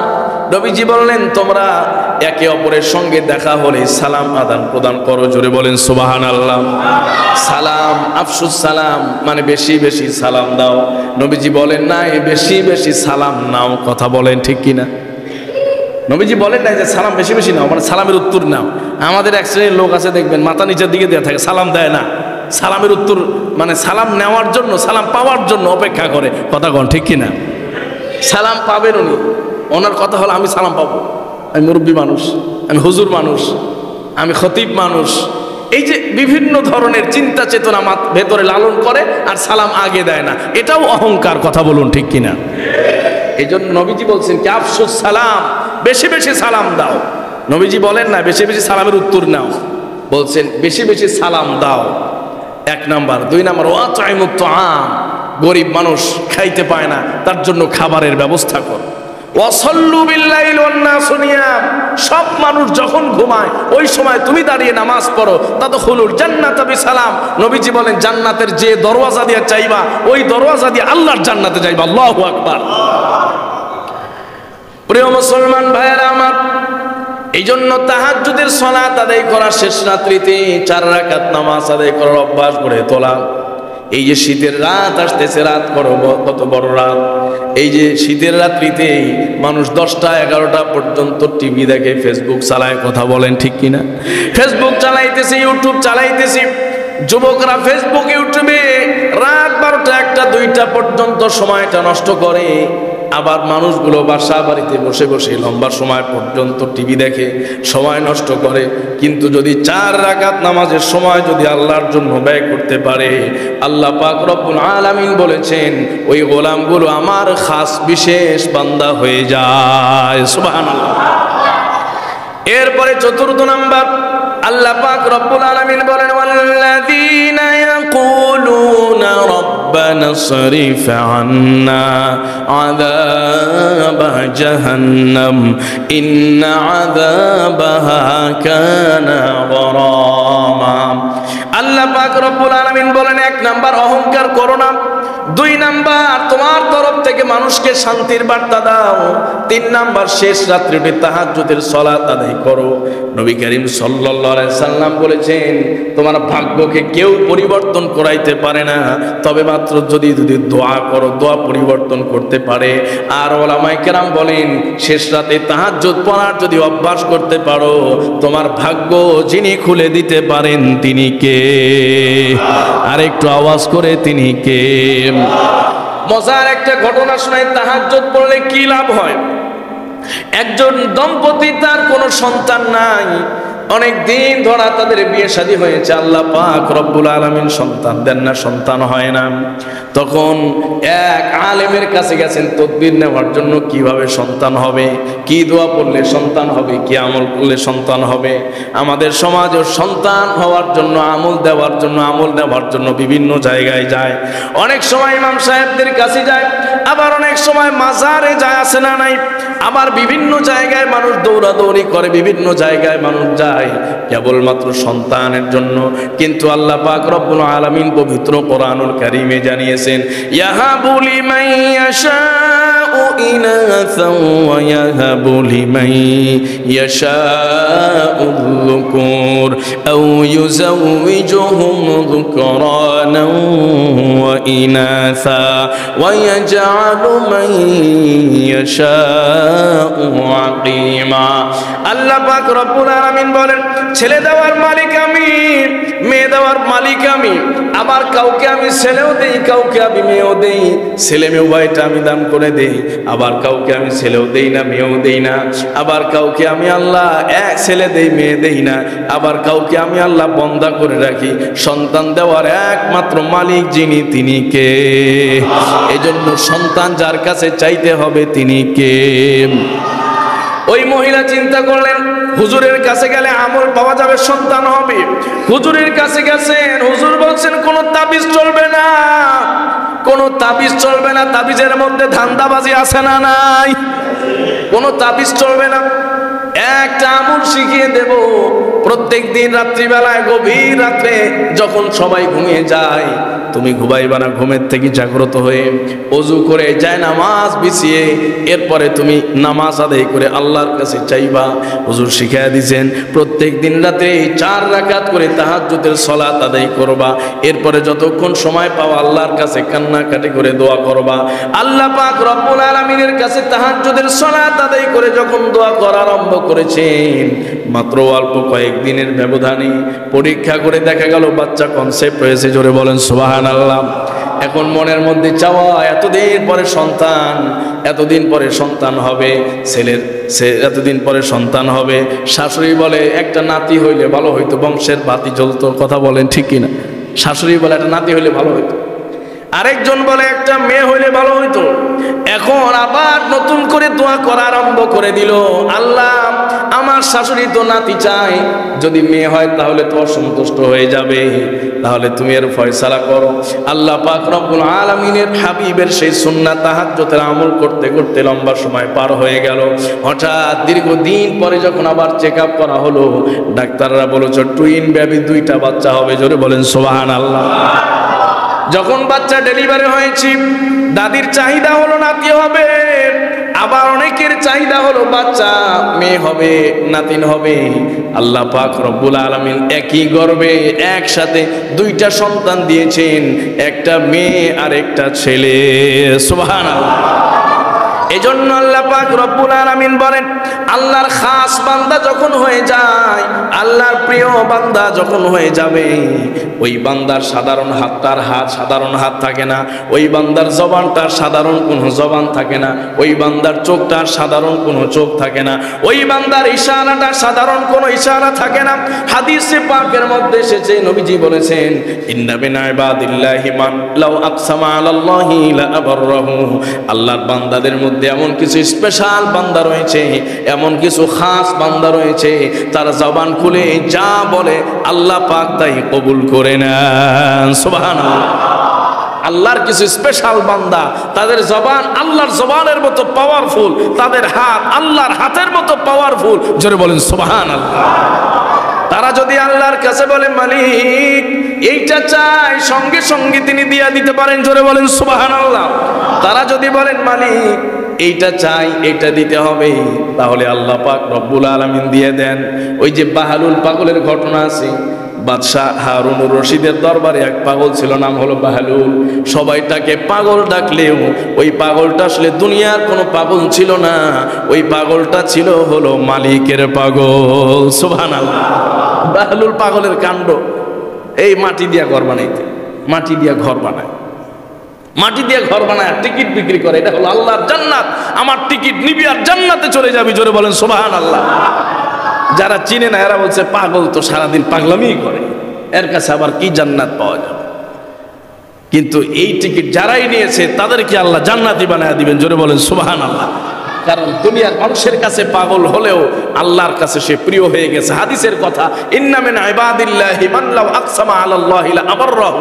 আল্লাহর বান্দাদের মধ্যে স্পেশাল কিছু বান্দা আছে, তারা যদি আল্লাহর কাছে চায় আল্লাহ দিতে বাধ্য হয়ে যান, এমন পরিবেশ। জোরে বলেন সুবহানাল্লাহ। বাধ্য হন বলতে কি, কথার কথা, মানে এমন পরিবেশ হয় আল্লাহ দিয়েই দেন তাকে। প্রিয় মুসলমান ভাইয়েরা, আমার জন্য আল্লাহর খাস বান্দা হওয়ার দরকার আছে না নাই? আল্লাহর খাস বান্দা হওয়ার জন্য 1 নাম্বার অহংকার করা চলবে না, মনে আছে তো? 2 নাম্বার, যদি আপনাকে কেউ কষ্ট দেয়, আপনাকে যদি কেউ গালি দেয়, আপনাকে যদি কেউ বিরক্ত করার চেষ্টা করে, আপনার পক্ষ থেকে সালাম। 3 নাম্বার, রাত্রিবেলায় সবাই যখন ঘুমিয়ে যায় ওই সময় দাঁড়িয়ে নামাজ পড়ার প্রয়োজন আছে না নাই? আর 4 নাম্বার, আল্লাহ পাক রব্বুল আলামিন বলেন, ওয়াল্লাযীনা ইয়াকুলুনা রাব্বানা সরিফ আন্না আযাব জাহান্নাম ইন্না আযাবাহা কানা গরামা ইন্নাহা সাআত মুস্তাকাররান ওয়া মুকামা। আল্লাহ পাক রব্বুল আলামিন বলেন, গোলাম 4 নাম্বার হলো এই সকল গোলাম রাত্রি দিনে 5 ওয়াক্ত নামাজের পরে যখনই তারা সময় পায় আল্লাহ পাক রব্বুল আলামিনের কাছে দোয়া করে। কি দোয়া জানোনি? কি দোয়া জানো? আল্লাহ পাক রব্বুল আলামিন শিখিয়ে দিয়েছেন, গোলাম এই দোয়া করে, এই দোয়া করে আল্লাহর কাছে যে আল্লাহ আপনি আমাদেরকে জাহান্নামের আগুন থেকে দূরে সরিয়ে দেন। সুবহানাল্লাহ। জাহান্নামের আগুন থেকে আমাদেরকে দূরে সরায় দেন। যদি কেউ জাহান্নামের আগুন থেকে দূরে সরে যায়, জাহান্নামে যদি সে না যায়, তাহলে সেই তো সবচেয়ে বড় সফল কাম। কথা বলুন ঠিক কিনা? এজন্য দুনিয়াতে যে সফলতার পেছনে আমরা ঘুরছি, যেই সফলতার কামিয়াবি অর্জন করার জন্য মুসলমান দিনরাত শেষ করে দিচ্ছে, জীবন যৌবনটাকে শেষ করে দিচ্ছে, সেইটা প্রকৃত সফলতা নাই। প্রকৃত সফলতা হলো আল্লাহর বান্দা হওয়ার মধ্যে, প্রকৃত সফলতা হলো জাহান্নাম থেকে মুক্তি পাওয়ার মধ্যে। আল্লাহ পাক রব্বুল আলামিন পবিত্র কোরআনুল কারীমে জানিয়েছেন, ফাত্তাকুন নারাল্লাতী ওয়াকুদুহান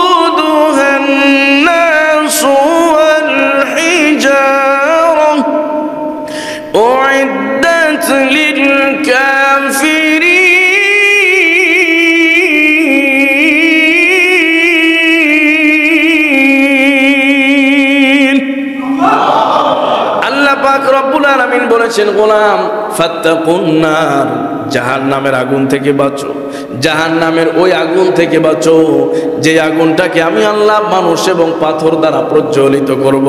তাফসীরের কিতাবের মধ্যে লিখেছি, তাফসীর ইবনে কাসির, আল্লামা ইবনে কাসির রাহমাতুল্লাহি আলাইহি লিখেছেন যে জাহান্নামের আগুন আর দুনিয়ার আগুনের মধ্যে দুইটি বড় পার্থক্য রয়ে গেছে।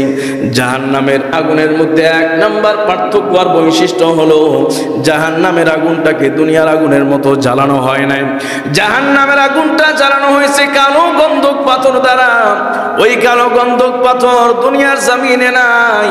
ওই কালো গন্ধক পাথর দ্বারা যখন জাহান্নামের আগুনটা জ্বালানো হলো, ওই জাহান্নামের আগুনের মধ্যে এত পাওয়ার, এত পাওয়ার, দুনিয়ার আটলান্টিক মহাসাগরের পানি, সব সমুদ্রের পানি, নদীর পানি গুলো যদি জাহান্নামের আগুনের উপরে ঢেলে দাও, এরপরেও জাহান্নামের আগুনকে নিভাইতে পারবা না, ঠিক কিনা? আর দুনিয়ার আগুন আর জাহান্নামের আগুনের মধ্যে আরেকটা বড় পার্থক্য হলো এই যে দুনিয়ার আগুন শরীরের যেই জায়গার মধ্যে লাগে ওই জায়গাটাকে জ্বালিয়ে পুড়িয়ে ছারখার করে দেয়। এই জায়গায় লাগলো তো এই জায়গাটাই জ্বলে যাবে, এই জায়গায় লাগলো তো এই জায়গাটাই জ্বলে যাবে, শরীরের যে জায়গায় লাগবে সেই জায়গাটাকে দগ্ধ করে দিবে। কিন্তু জাহান্নামের আগুন এত মারাত্মক, এত কঠিন, শরীরের যেই জায়গায় লাগুক না কেন সর্বপ্রথম মানুষের কলিজার মধ্যে গিয়ে যে কলিজাটাকে জ্বালিয়ে দিবে। আল্লাহ পাক রব্বুল আলামিন বলেন, গোলাম তুমি যদি তোমার মালিকের প্রিয় বান্দা হতে চাও তাহলে 4 নম্বর গুণ অর্জন করো। সকাল সন্ধ্যা জাহান্নাম থেকে আল্লাহ পাক রব্বুল আলামিনের কাছে মুক্তি চাও। সকাল সন্ধ্যা আল্লাহ পাক রব্বুল আলামিনের কাছে জাহান্নাম থেকে মুক্তি চাও। আজকে পবিত্র কোরআনুল কারীমের 2টা আয়াতের কথা বলবো। আল্লাহ পাক রব্বুল আলামিন পবিত্র কোরআনুল কারীমে বলেছেন, রব্বানা আতিনা ফিদ দুনিয়া হাসানাতাও ওয়া ফিল আখিরাতি হাসানা ওয়া কিনা আযাবান নার। আল্লাহ পাক রব্বুল আলামিন বলেছেন যে তোমরা তোমার মালিকের কাছে চাও। রব্বানা, আমাদের রব, আমাদের মালিক, আতিনা ফিদ দুনিয়া হাসানাতাও ওয়া ফিল আখিরাতি হাসানা, দুনিয়াতেও কল্যাণ দাও, আখিরাতেও কল্যাণ দাও। দুনিয়ার কল্যাণ যদি কেউ অর্জন করতে পারে, আখিরাতের কল্যাণ যদি কেউ অর্জন করতে পারে, আল্লাহ পাক বলেন ওয়া কিনা আযাবান নার, আর জাহান্নামের আগুন থেকে তুমি আমাদেরকে রক্ষা করো। এই দোয়া, এই আয়াতটা বেশি বেশি আল্লাহর যে গোলামগুলো পাঠ করবে, ওলামায়ে কেরাম বলেছেন আল্লাহ পাক রব্বুল আলামিন ওই গোলামগুলোকে জাহান্নামের আগুন থেকে কিয়ামতের দিন মুক্তি দিয়ে দিবেন। সুবহানাল্লাহ। এই আয়াত সবার মুখস্থ আছে তো? রব্বানা আতিনা ফিদ দুনিয়া হাসানাতাও ওয়া ফিল আখিরাতি হাসানা ওয়া কিনা আযাবান নার। ওয়া কিনা, আমাদেরকে বাঁচান, আমাদেরকে রক্ষা করেন, আযাবান নার, জাহান্নামের আযাব থেকে। ওলামায়ে কেরাম বলেছেন যে এই আয়াত যদি বেশি বেশি কেউ পড়ে আল্লাহ পাক তাকে জাহান্নাম থেকে মুক্তি দিবেন। জোরে বলুন সুবহানাল্লাহ। জাহান্নামের আযাব, নবী করিম সাল্লাল্লাহু আলাইহি ওয়াসাল্লাম বলেন, এই দুনিয়ার সব চাইতে একজন দুঃখী মানুষ, এই দুনিয়াতে যার দুঃখের কোনো শেষ ছিল না, সব চাইতে বেশি দুঃখিত মানুষ, এই দুনিয়ার মধ্যে সব চাইতে বেশি দুঃখী মানুষ, ওই মানুষটাকেও যদি তুমি জান্নাতের মধ্যে মাত্র 1 সেকেন্ডের জন্য ঢুকিয়ে দাও, জান্নাতের মধ্যে যদি মাত্র 1 মুহূর্তের জন্য তাকে প্রবেশ করায় দাও, এরপরে যদি তাকে জান্নাত থেকে বের করো, বের করার পরে যদি প্রশ্ন করো যে তুমি আসলে দুনিয়াতে, তুমি আসলে জীবনে কোনো সময় দুঃখ অনুভব করেছো কি? ওই জান্নাত থেকে বের হওয়ার পরে বান্দা বলবে আমার জীবনে কোনোদিন দুঃখ দুর্দশা বলতে কিছুই ছিল না। সুবহানাল্লাহ। তাহলে জান্নাত হলো এত বড় নেয়ামত, এত বড় দামি জায়গা, এত বড় দামি নেয়ামত যে দুনিয়ার সবচেয়ে দুঃখিত মানুষটাও 1 সেকেন্ড জান্নাতে থাকার পরে সব দুঃখ ভুলে যাবে। আল্লাহু আকবার। আর জাহান্নাম কত কঠিন, নবীজি বলেছেন যে দুনিয়ার সবচেয়ে সুখী মানুষ, সবচেয়ে আনন্দিত মানুষ, সবচেয়ে আয়েশে আরামে যে জীবন যাপন করেছে, দিনাদিপাত করেছে, কষ্ট বলতে কি জিনিস সে বুঝে নাই, তাকে যদি মাত্র 1 লামহার জন্য, 1 মুহূর্তের জন্য জাহান্নামে নিক্ষেপ করো, জাহান্নাম থেকে বের করার পরে যদি জিজ্ঞেস করো দুনিয়াতে কোনোদিন আরাম আয়েশে ছিলা, সে সব আরাম আয়েশের কথা ভুলে যাবে আর বলবে আমার জীবনে আরাম বলতে কোনো জিনিস আমি পাই নাই। জোরে বলুন আল্লাহু আকবার। জাহান্নাম হলো এত মারাত্মক জায়গা, এত কঠিন জায়গা। নবীজি সাল্লাল্লাহু আলাইহি সাল্লাম বলেছেন যে আল্লাহ পাক রব্বুল আলামিন জাহান্নামের আগুনকে 70 ভাগ করেছে। 70 ভাগ করার পরে 69 ভাগ তিনি জাহান্নামের জন্য রিজার্ভ করে রেখে দিয়েছেন, আর 1 ভাগ, এই 1 ভাগকে আল্লাহ পাক রব্বুল আলামিন ধৌত করে করে এর পাওয়ারকে কমায়া এরপরে দুনিয়াতে মানুষের ব্যবহারের জন্য দিয়েছে। জোরে বলুন সুবহানাল্লাহ। এক হাদিসের মধ্যে নবীজি সাল্লাল্লাহু আলাইহি ওয়াসাল্লাম বলেন, এই জাহান্নামের আগুনটাকে আল্লাহ পাক রব্বুল আলামিন প্রথমে 1000 বছর পর্যন্ত প্রজ্বলিত করলেন। 1000 বছর পর্যন্ত জ্বালানোর পরে এই জাহান্নামের আগুনটা রক্তিম বর্ণ ধারণ করলো। এই জাহান্নামের আগুনটা রক্তিম বর্ণ ধারণ করেছি। এরপরে 1000 বছর জ্বালাইলেন। 1000 বছর জ্বালানোর পরে জাহান্নামের আগুনটা সাদা বর্ণ ধারণ করলো। এরপরে আবার 1000 বছর পর্যন্ত জ্বালালেন। 1000 বছর পর্যন্ত জ্বালানোর পরে এই জাহান্নামের আগুনটা কৃষ্ণ বর্ণ কালো বর্ণ ধারণ করলো। আল্লাহ পাক রব্বুল আলামিনের হাবিব বলেছেন, এই জাহান্নামের আগুনটা কালো অবস্থায় আল্লাহ পাক রব্বুল আলামিন জাহান্নামের মধ্যে রেখে দিয়েছেন। আল্লাহ পাক রব্বুল আলামিনের হাবিব বিশ্ব নবী বলেছেন, জাহান্নামের সবচাইতে কম ওজনের যে শাস্তি দেওয়া হবে, ওই শাস্তিটা হবে একজন মানুষের পায়ের মধ্যে আগুনের জাহান্নামের জুতা পরিয়ে দেওয়া হবে। আর এই জাহান্নামের জুতার এত উত্তপ্ততা হবে, এত পাওয়ার হবে, এই জুতার কারণে পুরা শরীরের মধ্যে আগুন টকবক করতে থাকবে, হাড়ের ভেতরের মগজ পর্যন্ত গলে যাবে, এমনকি মাথার চুলের গোড়া পর্যন্ত আগুন পৌঁছে যাবে। আল্লাহ পাক রব্বুল আলামিন পবিত্র কোরআনুল কারীমে জল বলেন, ওয়ামা হাযিহিল হায়াতুদ দুনিয়া ইল্লা লাহবু ওয়া লাইব وإن الدار الآخرة لهي الحيوان لو كانوا يعلمون। আল্লাহ পাক রব্বুল আলামিন বলেছেন, ওমা হাযিহিল হায়াতুদ দুনিয়া ইল্লা লাহবু ওয়া লাইব ওয়া ইন্নাদ দারাল আখিরাতা লাহিয়াল হায়াওয়ান। গোলাম, দুনিয়ার জীবন তো খেলাধুলা, তামাশা, রং তামাশা ছাড়া আর কিচ্ছু নয়। দেখতে দেখতে দাড়ি চুলগুলো পেকে গেল। কথা বলুন ঠিক কিনা? কোনো প্রস্তুতি নেওয়ার সময় পাইলাম না, আছে না নাই? আজকে দাড়ির দিকে তাকাইলে মনে হয় সাদা হয়ে গেল, কিছুই তো করতে পারলাম না। আজকে চুলের দিকে তাকাইলে মনে হয় সাদা হয়ে গেল, কিছুই তো করতে পারলাম না, কোনো প্রিপারেশন নিতে পারলাম না, প্রস্তুতি নিতে পারলাম না। এই কথা কিন্তু স্বয়ং আল্লাহ পাক নিজেই জানিয়েছেন, গোলাম, এই দুনিয়াটা হলো রং তামাশা, খেলাধুলা, হঠাৎ শেষ হয়ে যাবে। আসরের নামাজের পরে বাচ্চারা খেলে, দেখবেন ঘর বানাইতেছে, টাকা বানাইতেছে, ব্যবসা করতেছে, বাণিজ্য করতেছে, হঠাৎ মাগরিবের আজান দিলে যার যার মতো সবগুলো ফেলে দিয়া বাসায় চলে যায়। কথা বলুন ঠিক কিনা? ঠিক আমাদের জন্য এই দুনিয়াটা হলো এমন একটা খেলাধুলার জায়গা, রং তামাশার জায়গা। হঠাৎ আমার আর আপনার ভিসা এসে যাবে, আমার আর আপনাকে সব কিছু ছেড়ে পরপারে চলে দিতে হবে। কথা বলুন ঠিক কিনা? আল্লাহ পাক বলছেন, ওয়া ইন্নাদ দারাল আখিরাতা লাহিয়াল হায়াওয়ান। গোলাম, আখিরাতের যে ঠিকানা, আখিরাতের যে আবাস, আখিরাতের যে তোমার ঠিকানা হবে, সেটাই হবে তোমার জন্য স্থায়ী ঠিকানা। জোরে বলুন সুবহানাল্লাহ। আল্লাহ পাক রব্বুল আলামিন বলেন, ওয়ামা হাযিহিল হায়াতুদ দুনিয়া ইল্লা লাইবু ওয়া লাহব ওয়া ইন্নাদ দারাল আখিরাতা লাহিয়াল হায়াওয়ান লাউ কানু ইয়ালামুন। আল্লাহ পাক রব্বুল আলামিন জানিয়েছেন, গোলাম, এই যে দুনিয়ার জীবন, পার্থিব হায়াত আসলে তোমার কিছু নয়। এটা একটা খেলাধুলা, রং তামাশা ছাড়া আর কিছু নয়। হঠাৎ কোনো এক সময় তোমার হায়াত ফুরিয়ে যাবে, তোমাকে আল্লাহর কাছে সাড়া দিতে হবে, আল্লাহর ডাকে সাড়া দিয়ে চলে যেতে হবে। আর ওই সময় আল্লাহর যেই গোলাম, আল্লাহর যেই বান্দাগুলো জাহান্নামের আগুন থেকে মুক্তি পেয়ে যাবে, জাহান্নামের আগুন থেকে যাদেরকে বাঁচানো হবে, জাহান্নামের আগুন থেকে যাদেরকে ছেড়ে দেওয়া হবে, ওই সকল গোলাম, ওই সকল বান্দাগুলোই সেদিন সফল কাম হয়ে যাবে। আল্লাহ পাক বলেছেন, ফামান যুহজিহা আনিন নার ওয়া উদখিলাল জান্নাতা ফাকাদ ফাজ। যাদেরকে আল্লাহ জাহান্নাম থেকে মুক্তি দিবেন আর জান্নাতে প্রবেশ করাবেন, এরাই হলো সফল কাম। জোরে বলুন সুবহানাল্লাহ। আজকে যারা সফলতার পেছনে ঘুরছে, এই দুনিয়ার গাড়ি বাড়ি মৌলিকভাবে সফলতা নয়, জাহান্নাম থেকে মুক্তি পাওয়াই হলো সবচেয়ে বড় সফলতা ইমানদারের জন্য। কথা বলুন ঠিক কিনা? দুনিয়াতে সব পাইলাম কিন্তু আখেরাতে গিয়ে মুক্তি পাইলাম না, তাহলে আমার জন্য সফলতা নয়, আমার জন্য সবচেয়ে বড় ব্যর্থতা। কিন্তু দুনিয়াতে কিচ্ছু পাইলাম না, কিন্তু আখেরাতে গিয়ে আমি যদি আল্লাহর কাছ থেকে মুক্তি পেয়ে নাজাত পেয়ে যাই, আমি যদি জান্নাতের বাসিন্দা হতে পারি, তাহলে আমি হব সবচেয়ে বড় সফল কাম। আওয়াজ করে বলুন ঠিক কিনা? তাহলে আমাদেরকে দুনিয়ার সফলতার পেছনে ছুটতে হবে নাকি আখেরাতের সফলতার পেছনে ছুটতে হবে? আখেরাতের সফলতার পেছনে ছুটতে হবে।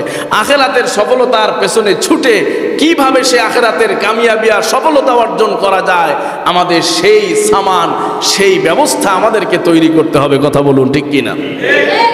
প্রিয় মুসলমান ভাইয়েরা, আমার সম্মানিত ভাইয়েরা, এই জন্য আমরা আলোচনা করছিলাম যে মৌলিকভাবে আমাদেরকে শয়তান যেভাবে গ্রাস করে রেখেছে যে দুনিয়া দুনিয়া দুনিয়া দুনিয়া, আর দুনিয়ার পেছনে আমরা সময় দিয়ে, জীবন দিয়ে, যৌবন দিয়ে সব কিছু শেষ করে দিচ্ছি। আসলে আদৌ আখেরাতে আমি কামিয়াবি আর সফলতা অর্জন করতে পারবো কিনা, আমার জন্য আখেরাতের যে সফলতা সেটা, সেই রাস্তায় আমি চলছি কিনা, শয়তান আমাকে সেই রাস্তা থেকে ভুলিয়ে রেখেছে। কথা বলুন ঠিক কিনা? এই জন্য আমাদের আজকের যে ইসলাহি প্রোগ্রাম বা আমাদের আজকের যে তাফসিরুল কোরআন মাহফিল, এখান থেকে মূল প্রতিপাদ্য বিষয় হলো আমরা যেন দুনিয়ার সফলতার পেছনে ঘুরে আমাদের আখেরাতের আসল সফলতাকে যেন আমরা হারিয়ে না ফেলি। কথা বলুন ঠিক কিনা? আল্লাহ পাক রব্বুল আলামিন বলেন, ফাত্তাকুন নারাল্লাতী ওয়াকুদুহান নাস ওয়াল হিজারা উইদ্দাত লিল কাফিরিন। আল্লাহ পাক রব্বুল আলামিন আরো বলেছেন, কুল ইয়া ইবাদিয়াল্লাযীনা আসরাফু আলা আনফুসিহিম লা তাকনাতু মির রাহমাতিল্লাহ ইন্নাল্লাহা ইয়াগফিরুয যুনুবা জামিআ ইন্নাহু হুয়াল গফুরুর রহিম। আল্লাহ পাক রব্বুল আলামিন জানিয়েছেন, গোলাম কোন সময় তুমি রহমত থেকে নিরাশ হবে না। আল্লাহু আকবার। আল্লাহর রহমত থেকে তুমি কোন সময় নিরাশ হতে পারো না। এই জন্য জীবনে যত পাপ পঙ্কিলতা হয়ে গেছে, জীবনে যত অপরাধ হয়ে গেছে, জীবনে যত ধরনের গুনাহ হয়ে গেছে, আল্লাহর কাছে একবার যদি তওবার মতো তওবা করা যায়, যিনি ক্ষমা করে দিতে পারেন তিনি কে? আল্লাহ পাক রব্বুল আলামিনের হাবিব বলেছেন, মান লাজিমাল ইস্তিগফার জাআলাল্লাহু মিন কুল্লি যিকিন মাখরাজা ওয়া মিন কুল্লি হাম্মিন ফারজা ওয়া রাযাকাহু মিন হাইথু লা ইয়াহতাসিব। নবীজি সাল্লাল্লাহু আলাইহি সাল্লাম বলেছেন, গোলাম এই যে গুনাহ হয়ে গেলে মানুষ নিরাশ হয়ে যায়, নামাজ ছেড়ে দিয়েছে, আর নামাজে আসে না, চিন্তা করে সারা জীবন নামাজ পড়ি না, এখন মসজিদে গিয়ে কি হবে? কথা বলুন ঠিক কিনা? এটাই হলো শয়তানের ধোঁকা। আল্লাহ পাক রব্বুল আলামিন পবিত্র কোরআনুল কারীমে জানিয়েছেন, নবীজি আমার হাদিস শরীফের মধ্যে জানিয়েছেন, তোমার গুনার বোঝা যতই ভারী হোক না কেন, তোমার গুনার পাল্লা যতই ভারী হোক না কেন, তুমি যদি আল্লাহর কাছে এসে সিজদা করে যদি তওবা করতে পারো, সঙ্গে সঙ্গে তোমার গুনাহ যিনি মাফ করে দিবেন তিনি কে? নবীজি আমার বলেন, মান লাজিমাল ইস্তিগফার জাআলাল্লাহু মিন কুল্লি যিকিন মাখরাজা। আল্লাহর যে গোলাম বেশি বেশি ইস্তেগফার পড়ে, আল্লাহর যে গোলাম সকাল সন্ধ্যায় ইস্তেগফারের আমল করে, এই হাদিসে এসেছে আল্লাহ পাক তাকে বড় বড় 3টি পুরস্কার দিয়ে দিবেন। সুবহানাল্লাহ। এক নম্বর পুরস্কার, মান লাজিমাল ইস্তিগফার জাআলাল্লাহু মিন কুল্লি যিকিন মাখরাজা। আল্লাহ পাকের হাবিব বলেছেন, যে ব্যক্তি বেশি বেশি ইস্তিগফার করবে, আল্লাহ পাক রব্বুল আলামিন তার যত সমস্যা হোক না কেন, তার যত বিপদ মুসিবত থাক না কেন, নিজ জিম্মায় আল্লাহ পাক বিপদ থেকে তাকে মুক্তি দিয়ে দিবেন। সুবহানাল্লাহ। ওয়া মিন কুল্লি যিকিন মাখরাজা। আল্লাহ পাক রব্বুল আলামিনের হাবিব বলেছেন, অমিন কুল্লি হাম্মিন ফারজা। মানুষের টেনশন পেরেশানি আছে না নাই? টেনশনের কারণে ঘুম আসে না, পেরেশানির কারণে ঘুম আসে না, ট্যাবলেট খাওয়ার পরে ঘুমাইতে হয়। কিন্তু নবীজি বলেন, কোনো ট্যাবলেট লাগবে না, 100 বার ইস্তেগফারের আমল করতে থাকো, তোমার অন্তরের মধ্যে যিনি শান্তি প্রতিষ্ঠা করে দিবেন তিনি কে? নবীজি আমার বলেন ৩ নাম্বার পুরস্কার, ওয়ারাযাকাহু মিন হাইসু লা ইয়াহতাসিব। ও আমার গোলাম, তুমি যদি আল্লাহর কাছ থেকে অবারিত রিজিক পেতে চাও, তোমার রিজিকের অভাব, এই রিজিকের জন্যই তো আজকে মানুষের এত পেরেশানি, এত কষ্ট। কথা বলুন ঠিক কিনা? নবীজি আমার বলেন, যদি তুমি অবারিত রিজিক পেতে চাও তাহলে বেশি বেশি ইস্তেগফারের আমল করো। আল্লাহ পাক রব্বুল আলামিন তোমাকে অজান্তেই রিজিকের ব্যবস্থা করে দিবেন। সুবহানাল্লাহ। 4 নাম্বার পুরস্কার হলো ইস্তেগফার বেশি বেশি করে আমল করলে আল্লাহ পাক রব্বুল আলামিন ওই বান্দার সাথে একটা বিশেষ সম্পর্ক হয়ে যায়। জোরে বলেন সুবহানাল্লাহ। ওই বান্দাটা আল্লাহর খাস বান্দা হয়ে যায়, আল্লাহর পেয়ারা বান্দা হয়ে যায়।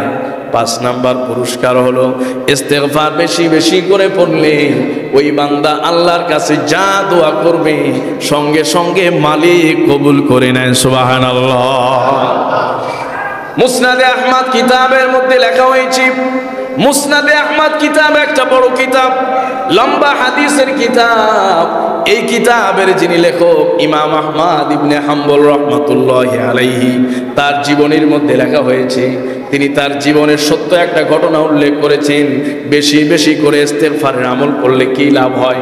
বান্দা আল্লাহর কাছে যা চাবে আল্লাহ পাক তাই দিয়ে দিবেন। হযরত ইমাম আহমদ ইবনে হাম্বল হাদিস সংকলনের জন্য এক এলাকা থেকে সফর করে আরেক এলাকার মধ্যে যাইতেন। এক রাষ্ট্র থেকে হেঁটে হেঁটে সফর করে, অনেক সময় ঘোড়ায় চড়ে, গাধায় চড়ে সফরে করে করে আরেক এলাকায় যাইতেন। ইমাম আহমদ ইবনে হাম্বল বলেন, আমি একবার সফর করে এক এলাকার মধ্যে গেলাম। বিকেল বেলায় যাওয়ার পরে সেখানে আসরের নামাজের সময় হয়ে গেল। আমি আসরের নামাজ পড়লাম, চিন্তা করলাম অপরিচিত মানুষ, অপরিচিত এলাকা, রাত্রিবেলায় কোথায় যাব? মসজিদের মধ্যেই রয়ে যাই, যেহেতু একটা সুন্দর মসজিদ, এই মসজিদের মধ্যেই রয়ে যাই।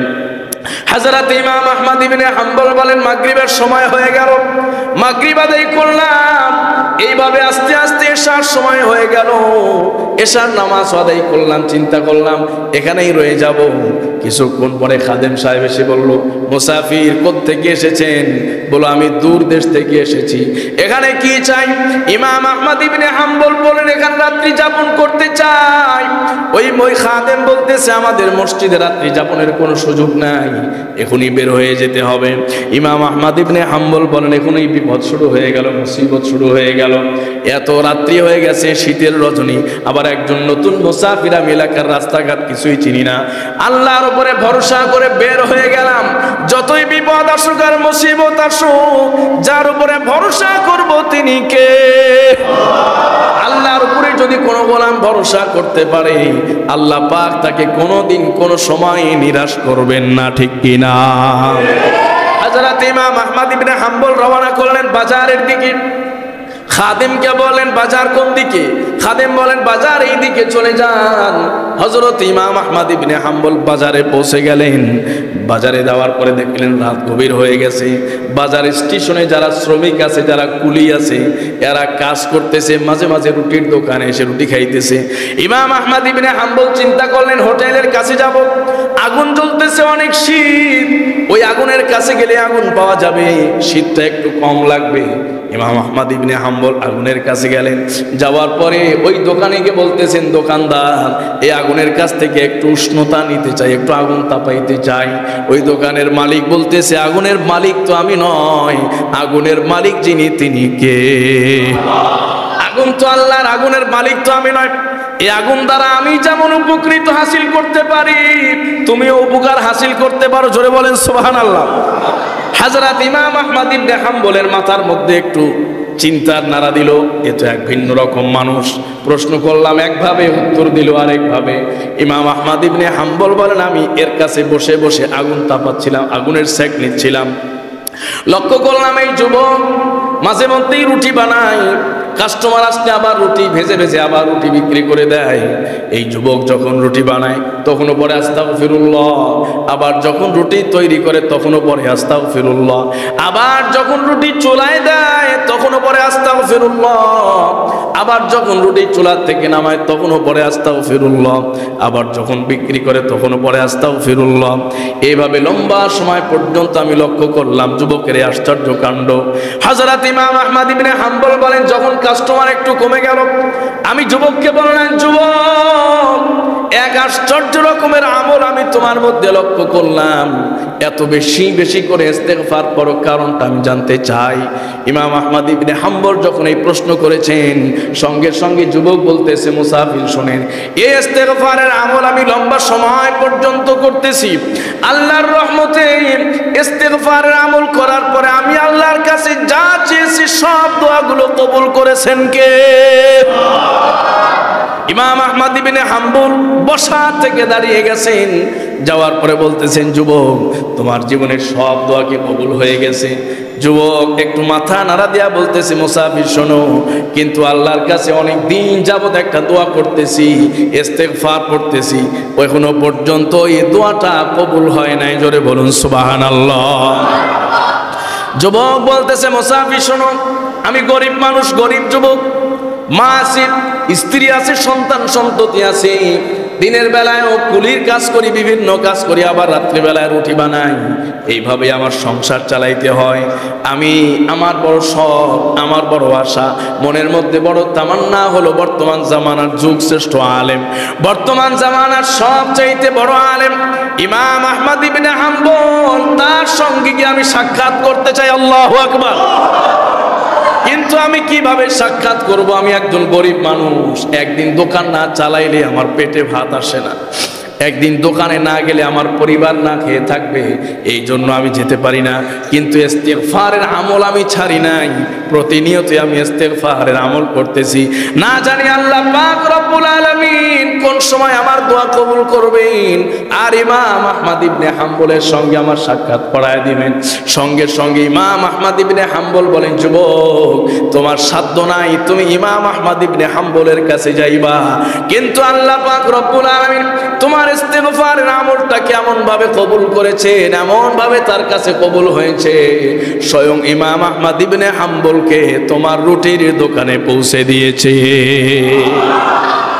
এজন্য নবীজি বলেছেন, মান লাজিমাল ইস্তেগফার জাআলাল্লাহু মিন কুল্লি দিকিন মাখরাজা ওয়া মিন কুল্লি হাম্মিন ফারজা ওয়া রাযাকাহু মিন হাইতু লা ইয়াহতাসিব। এজন্য ছোট্ট আমল, নবীজি বলছেন, আমি একজন নবী হওয়ার পরে 70 বার করে ইস্তেগফার পড়তাম। সুবহানাল্লাহ। নবীজি বলছেন, আল্লাহি ইন্নী লা আস্তাগফিরুল্লাহ ফি কুল্লি ইয়াউমিন আকসারা মিন 70 মাররা। অন্য রিওয়ায়াতে আসছে আকসারা মিন 100 মাররা। নবীজি বলছেন, এক রিওয়ায়াতে আমি 70 বারের চাইতেও বেশি ইস্তেগফার করতাম, আরেক রিওয়ায়াতে আসছে নবীজি বলছেন আমি 100 বারের চাইতেও বেশি ইস্তেগফার করতাম। সুবহানাল্লাহ। এজন্য আমি অনেক সময় বলি, যদি আমরা 5 ওয়াক্ত নামাজের পরে 10 বার করে পড়ি, 50 বার হয়ে যাবে। কথা বলুন ঠিক কিনা? 50 বার হয়ে যাবে। আর যদি রাত্রিবেলায় ঘুমানোর সময় একটু বিছানায় গিয়া 20 বার পড়ি, 70 বার হয়ে যাবে। সুবহানাল্লাহ। 70 বার কেউ যদি ইস্তেগফার করে, তার আমল নামায় খোদার কসম কোনো গুনাহ থাকতে পারে না। ইস্তেগফার মানে কি? তওবা করা। প্রতিনিয়ত যে বান্দা আল্লাহর কাছে তওবা করে, তার আমল নামা কি কোনো গুনাহ থাকতে পারে? কথা বলেন। কোনোদিন গুনাহ থাকতে পারে না। 5 ওয়াক্ত নামাজেই তওবা করতেছে, শোয়ার সময় তওবা করতেছে, ফজরের পরেই তওবা করতেছে। আর যে বান্দা প্রতিনিয়ত তওবার মধ্যে থাকে, তার আমলনামা পরিষ্কার হয়ে যায়। জোরে বলেন সুবহানাল্লাহ। সম্মানিত ভাইয়েরা, এই জন্য দুনিয়ার সফলতা আসলে কোনো সফলতা নয়, দুনিয়ার গাড়ি বাড়ি এগুলো আসলে প্রকৃত সফলতা নয়, এগুলো মরিচিকার মতো। কথা বলুন, মরিচিকা। এই যে মাওয়া রোডে, রোদের মধ্যে যদি আপনি গাড়িতে চলেন, দূরে দেখবেন মনে হয় না জানি রাস্তার মধ্যে পানি ঢেলে রাখছে। কথা বলেন ঠিক কিনা? যতই এগিয়ে যাবেন পানি পাবেন না। কথা বলেন ঠিক কিনা? এটা হলো মরিচিকা। রোদের তাপ যখন পড়ে তখন এটাকে পানি মনে হয়, কিন্তু এই পানির আশায় যদি আপনি যুগ যুগ দৌড়াইতে থাকেন, এরপরে এক ফোঁটাও পানি মিলবে না। কথা বলুন ঠিক কিনা? দুনিয়ার সফলতা মানেই হলো মরিচিকা। এই মরিচিকার পেছনে আপনি যদি এক জনম নয় 100 জনম ঘুরতে থাকেন, খোদার কসম দুনিয়ার কোনো সফলতা আপনি পাবেন না। কথা বলুন ঠিক কিনা? নবীজির হাদিস, লা ইয়ামলাউ জাওফু ইবনু আদম ইল্লা তুরাব। মানুষের পেট ভরে না ওই সময় পর্যন্ত, যতক্ষণ পর্যন্ত না তাকে 3.5 হাত মাটির নিচে কবর দেওয়া হয়। কথা বলেন ঠিক কিনা? 10 বছর বিদেশে থাকা, আমি তো মুন্সিগঞ্জেই লম্বা সময় ছিলাম, আপনাদের সাথে আমার হৃদয়ের সম্পর্ক। আসার সময় কমপক্ষে 10 জনের সাথে ফোনে কথা হয়েছে যে বিক্রমপুর যাইতেছে। সবাই করে হুজুর আসেন, চা খায়া যান, আপনাদের শিডিউল তো মাগরিবের পরেই, এজন্য তাড়াতাড়ি আসতে হবে। 10 বছর বিদেশে গাড়ি বাড়ি সব আছে, এরপর আবার যায়। 20 বছর 15 বছর আছে না নাই? মরিচিকা এক জীবন চালাইতে কত লাগে সম্মানিত ভাই, মরিচিকা। এই যে একটা ধান্দা মাথায় ঢুকছে, সব শেষ করে দিচ্ছে। দেখেন প্রকৃত সফলতা যারা জান্নাতে গিয়ে পাবে, জান্নাতে সবচেয়ে ছোট জান্নাতি, সর্বনিম্ন মানের জান্নাতি, তাকেও আল্লাহ তাআলা 10 দুনিয়ার মতো জান্নাত দিবেন। জোরে বলেন সুবহানাল্লাহ। আরে ওইটাই না সফলতা, কথা বলেন ঠিক কিনা? ওইটাই না কামিয়াবি, ওইটাই না রাজা, ওইটাই না রাজত্ব, যে সর্বনিম্ন তাকে 10 দুনিয়ার মতো জান্নাতে দিবেন। আব্দুল্লাহ ইবনে মাসউদ রাদিয়াল্লাহু তাআলা হাদিসটি বর্ণনা করছেন। নবীজি সাল্লাল্লাহু আলাইহি সাল্লাম এই হাদিস বর্ণনা করতে গিয়ে হেসে দিয়েছে। সুবহানাল্লাহ।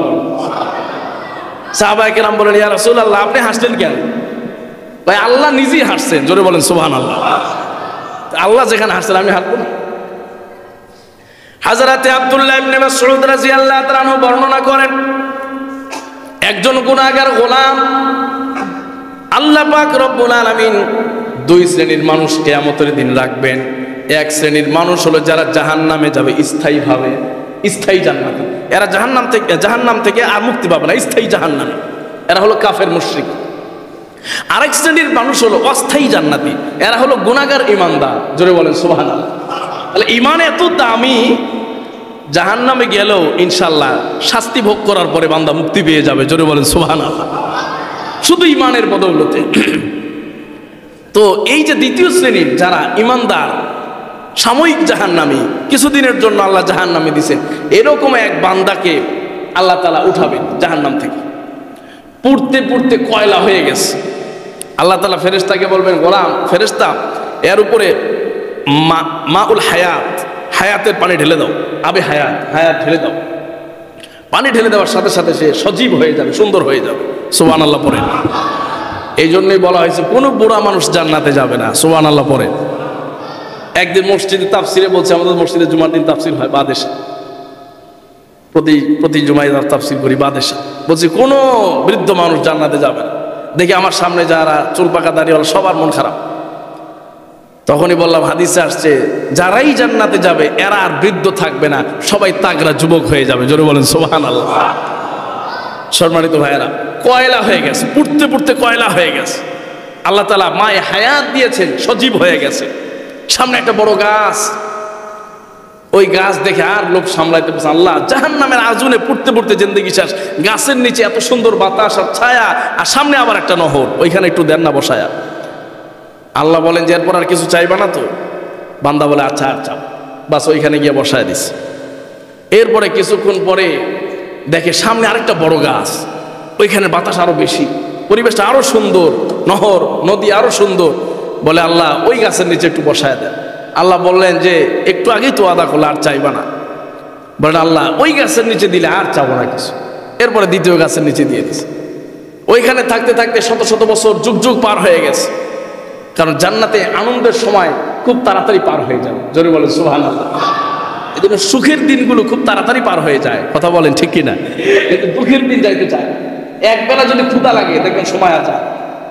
জান্নাতের সময় হবে সুখের সময়, যুগ যুগ পার হয়ে যায়, মানুষ টেরই পাবে না, আনন্দের সময়।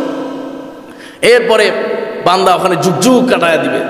আরেকটা গাছ সামনে প্রকাশিত হবে, ওই গাছের পরেই জান্নাতের দরওয়াজা দেখা যাবে। জোরে বলেন সুবহানাল্লাহ। বান্দা বলবে মালিক ওই গাছের সামনে একটু বসান না, ওইটা সবচেয়ে বড় গাছ। আল্লাহ পাক রব্বুল আলামিন বলবেন, গোলাম ওই গাছের নিচে যাওয়ার পরে কিন্তু আর কোনো কিছু চাইতে পারবা না। গোলাম বলবে মালিক আর কিচ্ছু চাবো না। আল্লাহ পাক তাকে তৃতীয় গাছের সামনে বসায় দেওয়া হবে, আর ওই গাছের নিচে থেকেই জান্নাতের সব নাজ নেয়ামতগুলোকেই দেখা যাবে। সুবহানাল্লাহ। এখানে আসার পরে পেরেশানি আরো বেড়ে গেছে, কারণ আগে তো জান্নাত দেখে না, এখন তো জান্নাত সরাসরি দেখতেছে। পেটে ক্ষুধা, সামনে যদি খাবারের প্লেট বিরিয়ানি পোলাও রেখে দেন তাহলে কষ্ট কম না বেশি? আর বেশি কষ্ট। গাছের নিচে বসে আছে আর সামনে জান্নাতের সব নাজ নিয়ামত দেখা যাইতেছে গ্লাসের ভেতর দিয়ে, মনে করে। তা আল্লাহ পাককে বলবে, আল্লাহ যাই করছে এখন এই গ্লাসের সামনে আমারে দিয়ে দেন, যেন আর একটু কাছ থেকে দেখতে পারি। আর যেন মাঝে মধ্যে এসির বাতাস পাওয়া যায়, গ্লাস খুললে তো আর এসির বাতাস পাওয়া যায়। আল্লাহ তাআলা ওই সময় বলবেন, গোলাম আমি যদি তোমাকে এইরকম তোমার দুনিয়ার 10 দুনিয়ার সমান একটা জান্নাত দিয়ে দিই, তোমার কেমন লাগবে? সুবহানাল্লাহ পড়েন। বান্দা বলবে, আল্লাহ আপনিও আমার সাথে ঠাট্টা করেন। বান্দা বলবে, আল্লাহ আপনিও আমার সাথে ঠাট্টা করেন, আপনি তো যুল জালালি ওয়াল ইকরাম, এরপর আপনিও ঠাট্টা করেন। আল্লাহ ওই সময় নিজেই হেসে দিয়েছেন, জোরে বলেন সুবহানাল্লাহ। নবীজি সাল্লাল্লাহু আলাইহি সাল্লাম এই হাদিস বর্ণনা করে নবীজি নিজেও হেসে দিয়েছেন। সাহাবায়ে কেরাম বলেন, ইয়া রাসূলুল্লাহ কেন হাসলেন? নবীজি বললেন, আরে আল্লাহ তাআলা নিজে ওই সময় এই বান্দার কথা শুনে হেসে দিয়েছেন, জোরে বলেন সুবহানাল্লাহ। কারণ আল্লাহ তাআলার শান এত বেশি যে বান্দার সাথে আল্লাহ তাআলা কোনো সময় ঠাট্টা করবেন না, বা আল্লাহ তাআলা যেটা বলবেন সেটা 100% রাইট। কথা বলুন ঠিক কিনা? ওই বান্দাকে যখন আল্লাহ বলবে, তোমাকে যদি আমি তোমার দুনিয়ার সমান একটা জান্নাত দিয়ে দিই, তোমার কাছে কেমন লাগবে? বান্দা বলবে, মালিক আপনিও আমার সঙ্গে ঠাট্টা করেন, আপনি তো যুল জালালি ওয়াল ইকরাম। আল্লাহ পাক রব্বুল আলামিন সঙ্গে সঙ্গে এসে দিবেন আর বলবেন, গোলাম এই যে আমি তো তোমাকে জাহান্নাম থেকে উঠাইছি, শুধুমাত্র গাছের নিচে বসে থাকার জন্য নয়, বসানোর জন্য নয়, আবার এই শেষ গাছের নিচে বসানোর জন্য নয়, বরং এই জান্নাতও নয়, এই জান্নাতের মতো 10 দুনিয়া বড় জান্নাত দেওয়ার জন্য। হাদিস শরীফের মধ্যে এসেছে, এই যে আল্লাহ পাক রব্বুল আলামিন তাকে জাহান্নামের আগুন থেকে মুক্তি দিয়ে দিবে। কেন? হাদিসে আসছে লিআতারিস সাজদা, কারণ তার কপালে একটা সিজদার চিহ্ন পাওয়া যাবে। জোরে বলেন সুবহানাল্লাহ। সে এই একটা সিজদা ছাড়া আর জীবনে কোনো আমল করে নাই। সুবহানাল্লাহ পড়েন। মানে একটা সিজদা দেওয়া ছাড়া আর কোনো আমল সে করে নাই। আমাদের জীবনে আর যাই হোক, একটা তো আর সিজদা দেই নাই ভাই, হাজার হাজার সিজদা আল্লাহ তাআলা দেওয়াইছেন। কথা বলেন ঠিক কিনা? অনেককে আল্লাহ হজ করাইছেন, অনেকে আল্লাহ উমরা করাইছেন, অনেকে যাকাত দেওয়াইছেন, অনেকে মসজিদ করাইছেন, মাদ্রাসা করাইছেন, কত খেদমত আল্লাহ তাআলা করেছেন। যদি একটা কবুল হয়ে যায়, এরপরেই তার জন্য জান্নাত। কথা বলুন ঠিক কিনা? এই জন্য কবুল হওয়া চাই, আল্লাহ পাকের পেয়ারা হয়ে যাওয়া চাই। আল্লাহ পাকের যদি পেয়ারা হয়ে যায়, প্রিয় হয়ে যায়, কবুল হয়ে যায়, ওই এক সেজদাই যথেষ্ট। কথা বলুন ঠিক কিনা? এক সেজদাই যথেষ্ট। আরেক হাদিস মনে পড়ছে, খাইবারের যুদ্ধের হাদিস। এই বান্দা নামাজও পড়ে নাই, এক ওয়াক্ত রোজাও রাখে না, এরপর জান্নাতে গেছে। সুবহানাল্লাহ পড়েন। এক ওয়াক্ত নামাজও পড়ে নাই, একদিন রোজাও রাখে নাই, হজও করে নাই, এরপরে জান্নাতে গেছে। হুজুর বলুন, এটা আশ্চর্য ঘটনা। আমার কাছে আশ্চর্য লাগছে হাদিস। খাইবারের যুদ্ধের ঘটনা। খাইবারের যুদ্ধে মুসলমানরা ইহুদিদের যে দুর্গ ছিল এটাকে অবরোধ করছে, অবরোধ করে রাখছে কয়েকদিন। এরপরে আপনার এক রাখাল গরু ছাগল নিয়ে রাখালি করার জন্য বেরোচ্ছে, ইহুদিদের রাখাল। তখন কাফের মুসলমানদের সাথে দেখা হয়, সৈন্যবাহিনী চতুর্দিকে আপনার দাঁড়ায় আছে, ব্যারিকেড দিয়ে রাখছে, রেড অ্যালার্ট দিয়ে রাখছে। জিজ্ঞেস করে, তোমরা এখানে কেন আসছো? ভাই আমরা নবীজি সাল্লাল্লাহু আলাইহি সাল্লামের সাহাবী, যুদ্ধের জন্য আসছে, অবরোধ করে রাখছে। তোমাদের নেতা কে? মুহাম্মদ সাল্লাল্লাহু আলাইহি সাল্লাম। তার কাজ কি, তার আমল কি, এই সব জিজ্ঞেস করে রাখাল। রাখাল জিজ্ঞেস করার ফাঁকে সাহাবায়ে কেরাম বলছেন, তাহলে তুমি তার কাছে যাও, গিয়ে কথা বলো। এত বড় লিডার, তার কাছে কি যাওয়া যায়? জোরে বলেন সুবহানাল্লাহ। আরে এত বড় লিডার, আমাদের নবীজির কাছে যাওয়া যায়, যা ইচ্ছা তাই বলা যায়, সব কথা বলা যায়। জোরে বলেন সুবহানাল্লাহ। রাখাল চলে গেছে নবীজির কাছে, এই গরু ছাগল উট সব থুইয়া গিয়া নবীজির কাছে গিয়া বলছে, না রাসূলুল্লাহ আপনার কথা শুনলাম আপনার সাহাবীদের কাছে। বলছে কি বলতে চাও? বলছে আমি তো এই গোত্রেই থাকি, এই গোত্রের এক বড় লোকের রাখালাম, উট বকরি চড়াইতেছি। তা আপনি যে দিনের দাওয়াত নিয়ে আসছেন পৃথিবীতে, এই দিন কবুল করলে পুরস্কার কি? নবীজি বলেন, একটাই পুরস্কার, সেটা হলো আল্লাহর জান্নাত। জোরে বলেন সুবহানাল্লাহ। রাখাল বলে, আল্লাহর রাসূল আমি তো রাখাল, আমাকেও কি আল্লাহ জান্নাত দিবেন? নবীজি বলেন, আরে রাখাল, ধনী গরিব, মালিক প্রজা রাজা সবার জন্য আল্লাহ জান্নাত রেখে দিয়েছেন। জোরে বলেন সুবহানাল্লাহ। রাখাল আশ্চর্য হয়ে গেছে যে রাখালকেও আল্লাহ জান্নাত দিবেন। নবীজি বলেন, তোমার জন্য জান্নাত আছে। সঙ্গে সঙ্গে বেচারা হাত বাড়ায় দিচ্ছেন, বলছেন, ইয়া রাসূলুল্লাহ এই মুহূর্তে আমাকে কালিমা পড়ায় মুসলমান বানায় দেন। সুবহানাল্লাহ। নবীজি সাল্লাল্লাহু আলাইহি সাল্লাম যখন মুসলমান বানায় দিলেন, এখন বলে, ইয়া রাসূলুল্লাহ এখন কি করব? নবীজি বললেন, এখন কি নামাজের সময় হয়েছে? বলে যে না। বলে তো নামাজ এখন ওয়াজিব হয় নাই। রোজার মাস? কয় না, রোজার মাস। তারপর এখন হজের সময়? কয় হজের সময় না। এর মধ্যে জিহাদের ঘন্টা বেজে গেছে। জোরে বলেন সুবহানাল্লাহ। যুদ্ধের ঘন্টা বেজে গেছে। নবীজি বলছেন, এখন যুদ্ধের ঘন্টা বেজে গেছে, এখন তোমার জন্য ফরজ হলো জিহাদে যাওয়া। রাখাল চলে গেছে জিহাদে। জিহাদে যাওয়ার পরে শহীদ হয়ে গেছে, শহীদ হয়ে গেছে। তো জিহাদের ময়দানে যুদ্ধ শেষ হয়ে গেলে, জিহাদ শেষ হয়ে গেলে কয়জন মুসলমান মারা গেল, শহীদ হইল, কয়জন কাফের মারা গেল, একটা যাচাই বাছাই হয়, গণনা হয়, কাফন দাফন ইত্যাদি হয়। তো সাহাবায়ে কেরাম লাশ সংগ্রহ করতে করতে এক লাশের কাছে গিয়ে ভিড় জমাইছে, কেউ চিনে না রে এখন এটা মুসলমান না কাফের, কেউ জানে না। নবীজি দূর থেকে দেখলেন সাহাবীরা জটলা বেঁধে আছে, অনেকক্ষণ যাবত নবীজি হাঁটতে হাঁটতে গেলেন। কি হইল? সাহাবায়ে কেরাম আগে আসলেন, বলেন ইয়া রাসূলুল্লাহ, এক লাশ পাওয়া গেছে অজ্ঞাতনামা, এ মুসলমান না কাফের বোঝা যাচ্ছে না, এখন এর জন্য জানাজা হবে নাকি জানাজা হবে না, কাফন দাফন হবে না হবে না, আমরা কনফিউজড হয়ে গেছি। নবীজি সাল্লাল্লাহু আলাইহি সাল্লাম বলেন তোমরা সরো, আমি গিয়ে দেখি। নবীজি গিয়ে দেখলেন ওই রাখাল যে একটু আগে মাত্র কালিমা পড়ে মুসলমান হয়েছে, জোরে বলেন সুবহানাল্লাহ। নবীজি সাহাবায়ে কেরামকে বলেন, আরে তোমরা কি তার চুলের দিকে লক্ষ্য করো না? চুল দিয়ে পানি টপ টপ করে পড়তেছে। একটু আগে জিবরিল এসে আমাকে বলে গেছেন, ইয়া রাসূলুল্লাহ, এই রাখাল তো জান্নাতের মেহমান হয়ে গেছে। আল্লাহু আকবার। এই বেচারা এখন তো নামাজও পড়ে নাই, রোজাও রাখে নাই, হজও করে নাই, যাকাতও দেয় নাই, শুধুমাত্র ঈমান কবুল করছে। জোরে বলেন সুবহানাল্লাহ। আল্লাহ তো আমাদেরকে সেই ঈমান কবুল করার তৌফিক দিয়েছেন, কথা বলুন ঠিক কিনা? সবচেয়ে বড় দৌলত তো আল্লাহ তাআলা আমাদেরকে দিয়ে দিয়েছে। আল্লাহ আমাদেরকে জান্নাতে দিবেন এ ব্যাপারে আর কোনো সন্দেহ আছে? আর কোনো সন্দেহ? ইনশাআল্লাহ আল্লাহ তাআলা আমাদের সবাইকে সেই জান্নাতের পথের পথিক হওয়ার তৌফিক দান করেন, সবাই করে আমিন। সেই চূড়ান্ত সফলতার যে পথ, সেই পথকে আঁকড়ে ধরার তৌফিক দান করেন, সবাই করে আমিন। ওমা আলাইনা ইল্লাল বালাগ ওয়া আখিরু দাওয়ানা আলহামদুলিল্লাহি রাব্বিল আলামিন। আসসালামু আলাইকুম ওয়া রাহমাতুল্লাহি ওয়া বারাকাতুহু।